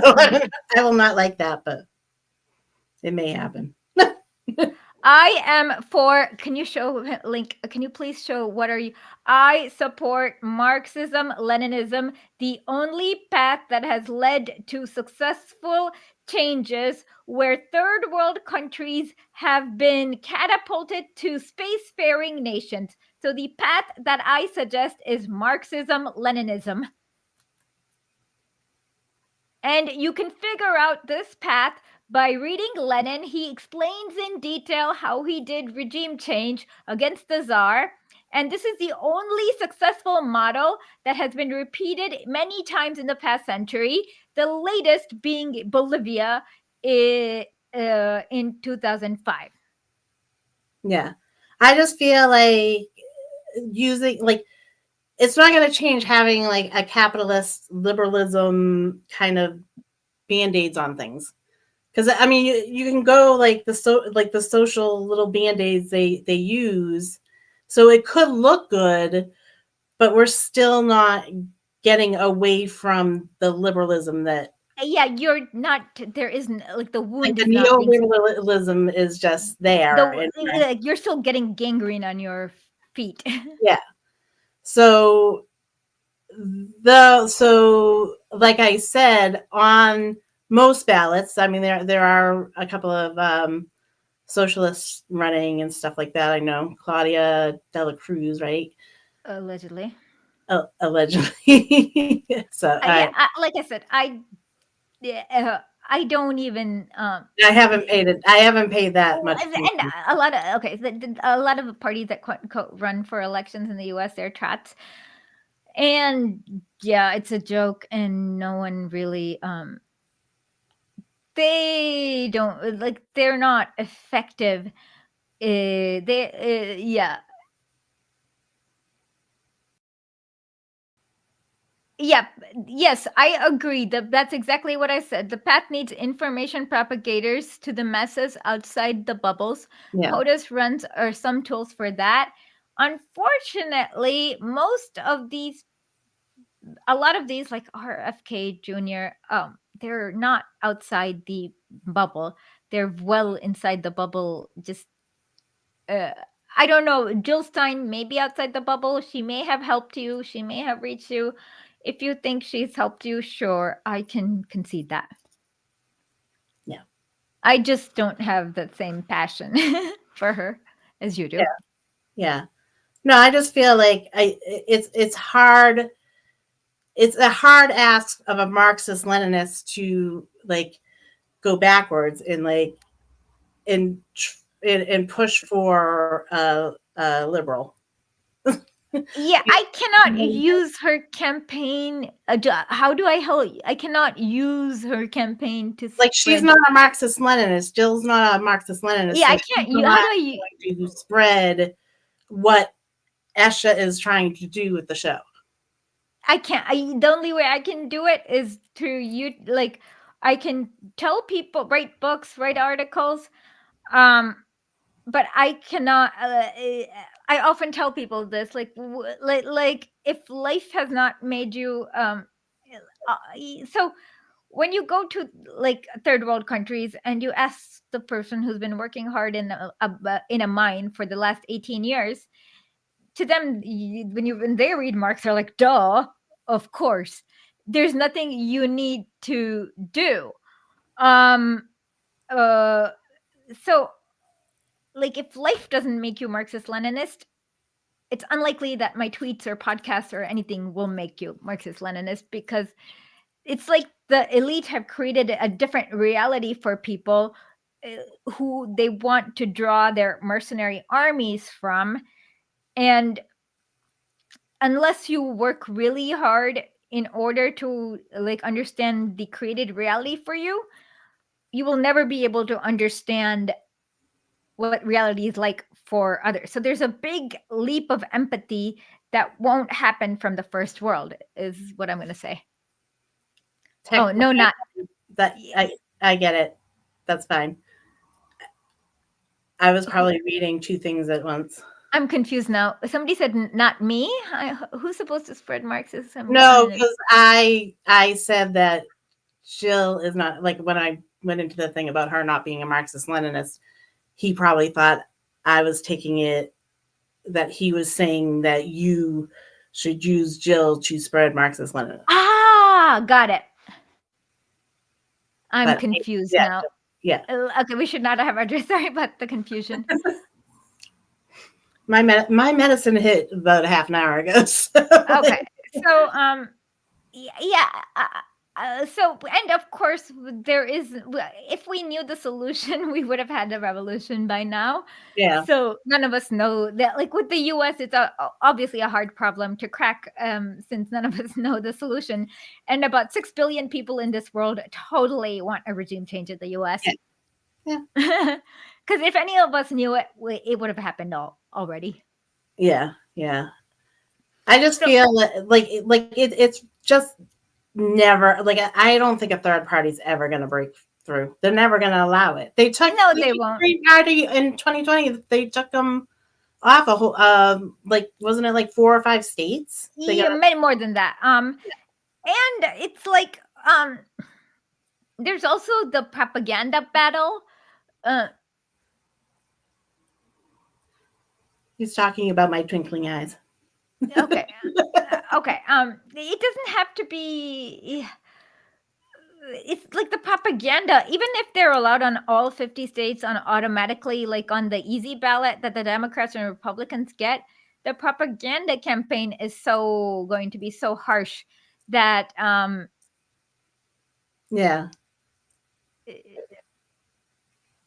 I mean, they like, I mean, what they did to Jill, even, back in 2016, like that, they already started the Russia crap with her. Oh God, the Russia crap is xenophobia, awful, stupid. And then, and then Susan Sarandon goes in for her, and they just have been unrelentless with attacking her at every chance they get now. I know, but like I said, and Jill Stein does not make it easy for herself, because she's not. Her training is as a medical doctor, and not as I'm a media person, so she doesn't make it easy for herself either. Like, she gives them those sound bites to clip out. Yeah. Ralph Nader didn't do that, but he was like a lawyer for the for like consumer rights for such a long time that he was so well trained, and he had like the media stalking him. In fact, he once, like, in one of his books, he wrote about how, like, these car companies would, like, at every hotel would have would hire 50 prostitutes in hope of like tempting him at the lobby, and he knew they were prostitutes because it was like obvious, like they were trying to just get like a blackmail material or like something to discredit him, that he would like not even look at the lobby. He would just like go straight to his room. And if you were like, and imagine if somebody were not like morally as untempted or as perfect as Ralph Nader, like they could have easily been discredited so quickly. Yeah. No, and I don't doubt that at all. I mean, remember the stupid things that, like, Hillary hiring that duck person in a duck costume or something to go around New York or something like that. What? Why would she do that? Because it was Donald Duck, and they hired a person to dress up as Donald Duck, and that was supposed to be the joke. What's the joke? Donald Trump, Donald Duck. It was that like, doesn't rhyme. it was so stupid. I don't even understand the connection. No one probably understood the connection. No one did. Everyone's like, what? And then like someone said that Hillary like just insisted this had to happen. I swear to God. That's the story I heard anyways. I don't know. Well, I was reading the Podesta leaks. There was a one time where Bernie is alone in a hotel room and they all get excited. They take like all these pictures and he just walks to the pool and opens a book and starts reading the book for the next 4 hours. They're like excited that he's there without his wife. And then he goes back into the hotel room and then he comes out and brings another book and he starts reading it. And then that's it. Like they don't like she was hoping he'd be like her husband and like screwing 100 people or whatever her husband does. My God. But they were so disappointed that all he did was read books. Yeah, they just wanted something on him. And it was funny because all he did, like he read books when his wife was not with him. So not everyone has to be a creepy like Bill Clinton or Biden. Yeah. Oh my God, yes. She once also said you need to Pokemon go to the polls or something like that. Oh, the Pokemon. That was horrible. Her whole campaign was horrible. I remember once in her teleprompter it said sigh, and she instead of doing she read out sigh. Oh yeah. Which made her look fake. Which she is. We're such a joke of a country. I can't even.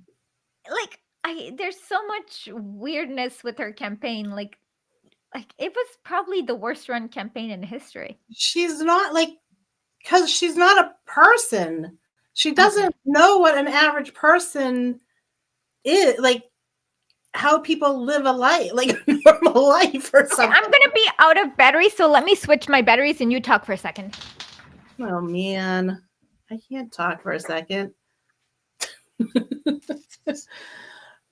But yeah, no, the Hillary stuff was funny. I don't know what to talk about. I want to go to bed. Esha, come back.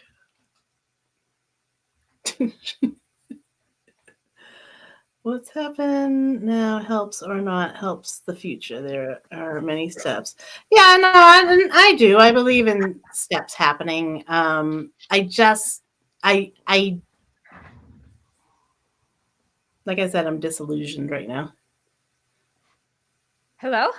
Hi. Okay. Yeah. She's not a normal person, but oh my God. I'm afraid of like the fact that Joe Biden and Trump don't speak in complete sentences and they're both senile. I don't understand what kind of election it will be. I don't know how we got here. I don't know.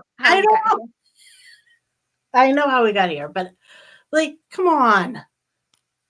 Like, it's such a joke. It's such a joke. And there hasn't even been one primary yet. And it's already like, that's what it is.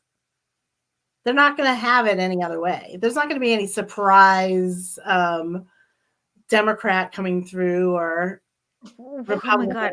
I mean, I'm so cringing about Bobby Kennedy. He's so cringe. There's nothing redeeming about him. No. It's embarrassing. Like his support for Israel, his weird medical theories. Yeah, no, the Kennedys are, they broke somewhere there. His dad was the last good Kennedy. Yeah. And he died. So he did not inherit any of his dad's ideas. It's just stupid. So ultimately, I don't know. Is this what I'm really hoping this is what Tsarist Russia felt like at the end, but sadly, no. I don't know. I really don't know. I mean, I see it in people. It's like they almost see it You know what I mean? Like they Some almost people see it, but like I said, many people see it individually, but they don't know the next step of somehow trying to form the Red Army. And I'm scared that it's also more alluring for them to go over to like the American libertarianism. Yep. Well, if they go into libertarianism, all they do is not like learn like add extra stupidity, where they kind of learn about quote unquote whatever freedom is, and each freedom is how that's why the Libertarian Party will never do anything, because they're all like each one has a really stupid idea, but it's all individual alienated bubbles where they don't learn. So I don't care. Well, you know that town in New Hampshire, right? No. Groton. The libertarians took it over and they were trying to live there, but they had a problem with the bears because no one wanted to collect the trash. So they were overrun by bears because their experiment just failed. Oh, okay. Like I said, they are individualist and they won't. It's like stupid, and like I said, there will be nothing but a joke because they are completely. They will never. So I don't care if people go to the libertarian side. What I'm scared about is people going to the fascist side, where the fascists actually know how to create their like brown shirts, and yeah. Like libertarians won't be able to ever organize or create those dangerous brown shirts in order to do the fascist. It's probably my accent. It's bears like a teddy bear. I don't know. Yeah, bear, like a polar bear. Do you say it differently? Bear. Yeah. I don't know. It doesn't matter. Potato. No, if they got overrun by bears, I think bears, then I think that would have been fine. That is hilarious. But it serves them right for voting libertarian. Yeah, I mean soon Argentina might be. Oh God. You know about Argentina? Who wants to run it? He talks to his dead dog for advice. And he said he wants to run a chainsaw and get rid of Argentinian monetary sovereignty and turn it into a colony. Jesus Christ, is he horrible? Ugh. Hopefully he'll. But at least in Argentina, they know how to protest properly. They know how to stop government action and fight against tyranny properly. What percent of their indigenous population? They have a big one, right? Yeah, they have a pretty big one. I think they have a pretty big Mapuche population. Yeah. So, yeah, we forgot how to do it. I think at one point, like when there was that mini war in that mountain between the miners and yeah. People in the U.S. knew how to do it, but then they rearranged the towns and changed everything so that would never ever happen again. Yeah, and they destroyed unions too. Like once again, destroying community because they just capitalized on the unions and then the union heads became like basically CIA informants and started doing coups in Chile and stuff in exchange for like they thought that we'll protect U.S. jobs while killing while throwing Chileans down out of helicopters. But that's not what happened, because the minute like those socialist countries all fell, the capitalists came back for the unions and destroyed American jobs and stuff like that. But AFL-CIO collaborated with the CIA when they were destroying socialism in Chile. Yeah. And on home ground too. And where? They did it here too. They were destroying, any communism, any. Oh yeah, they thought that they would protect the unions if they got rid of the communists in the unions, but that was the worst thing ever. Mm-hmm. And I don't know. And to me, I understand it was because a lot of Black people were communists. So because of racism, they were able to do it 2 years after Hitler and fascism, but while knowing that Hitler's main enemy was communism. So that's how it's probably the racism that allowed the U.S. to go through its communist purge, do exactly what Hitler did 2 years after Hitler was defeated. Yeah. Dr. Shiva. Is that Vandana Shiva? I don't know. Okay, anyways, it's 8:29 a.m. and I haven't slept all night long, so I need to rest. But we'll be back next week at the same time. What time is that, Janet? It is 9 p.m. Eastern Standard Time. Or realistically, our show on topical events. We'll figure out we'll actually come up with a cool intro for next week. Yeah, and the historically outro is going to play right now. So okay, well, yes, we have a realistically theme, but we haven't set it up yet. Yes, it'll be set up for next week. Yep. Bye-bye. Bye.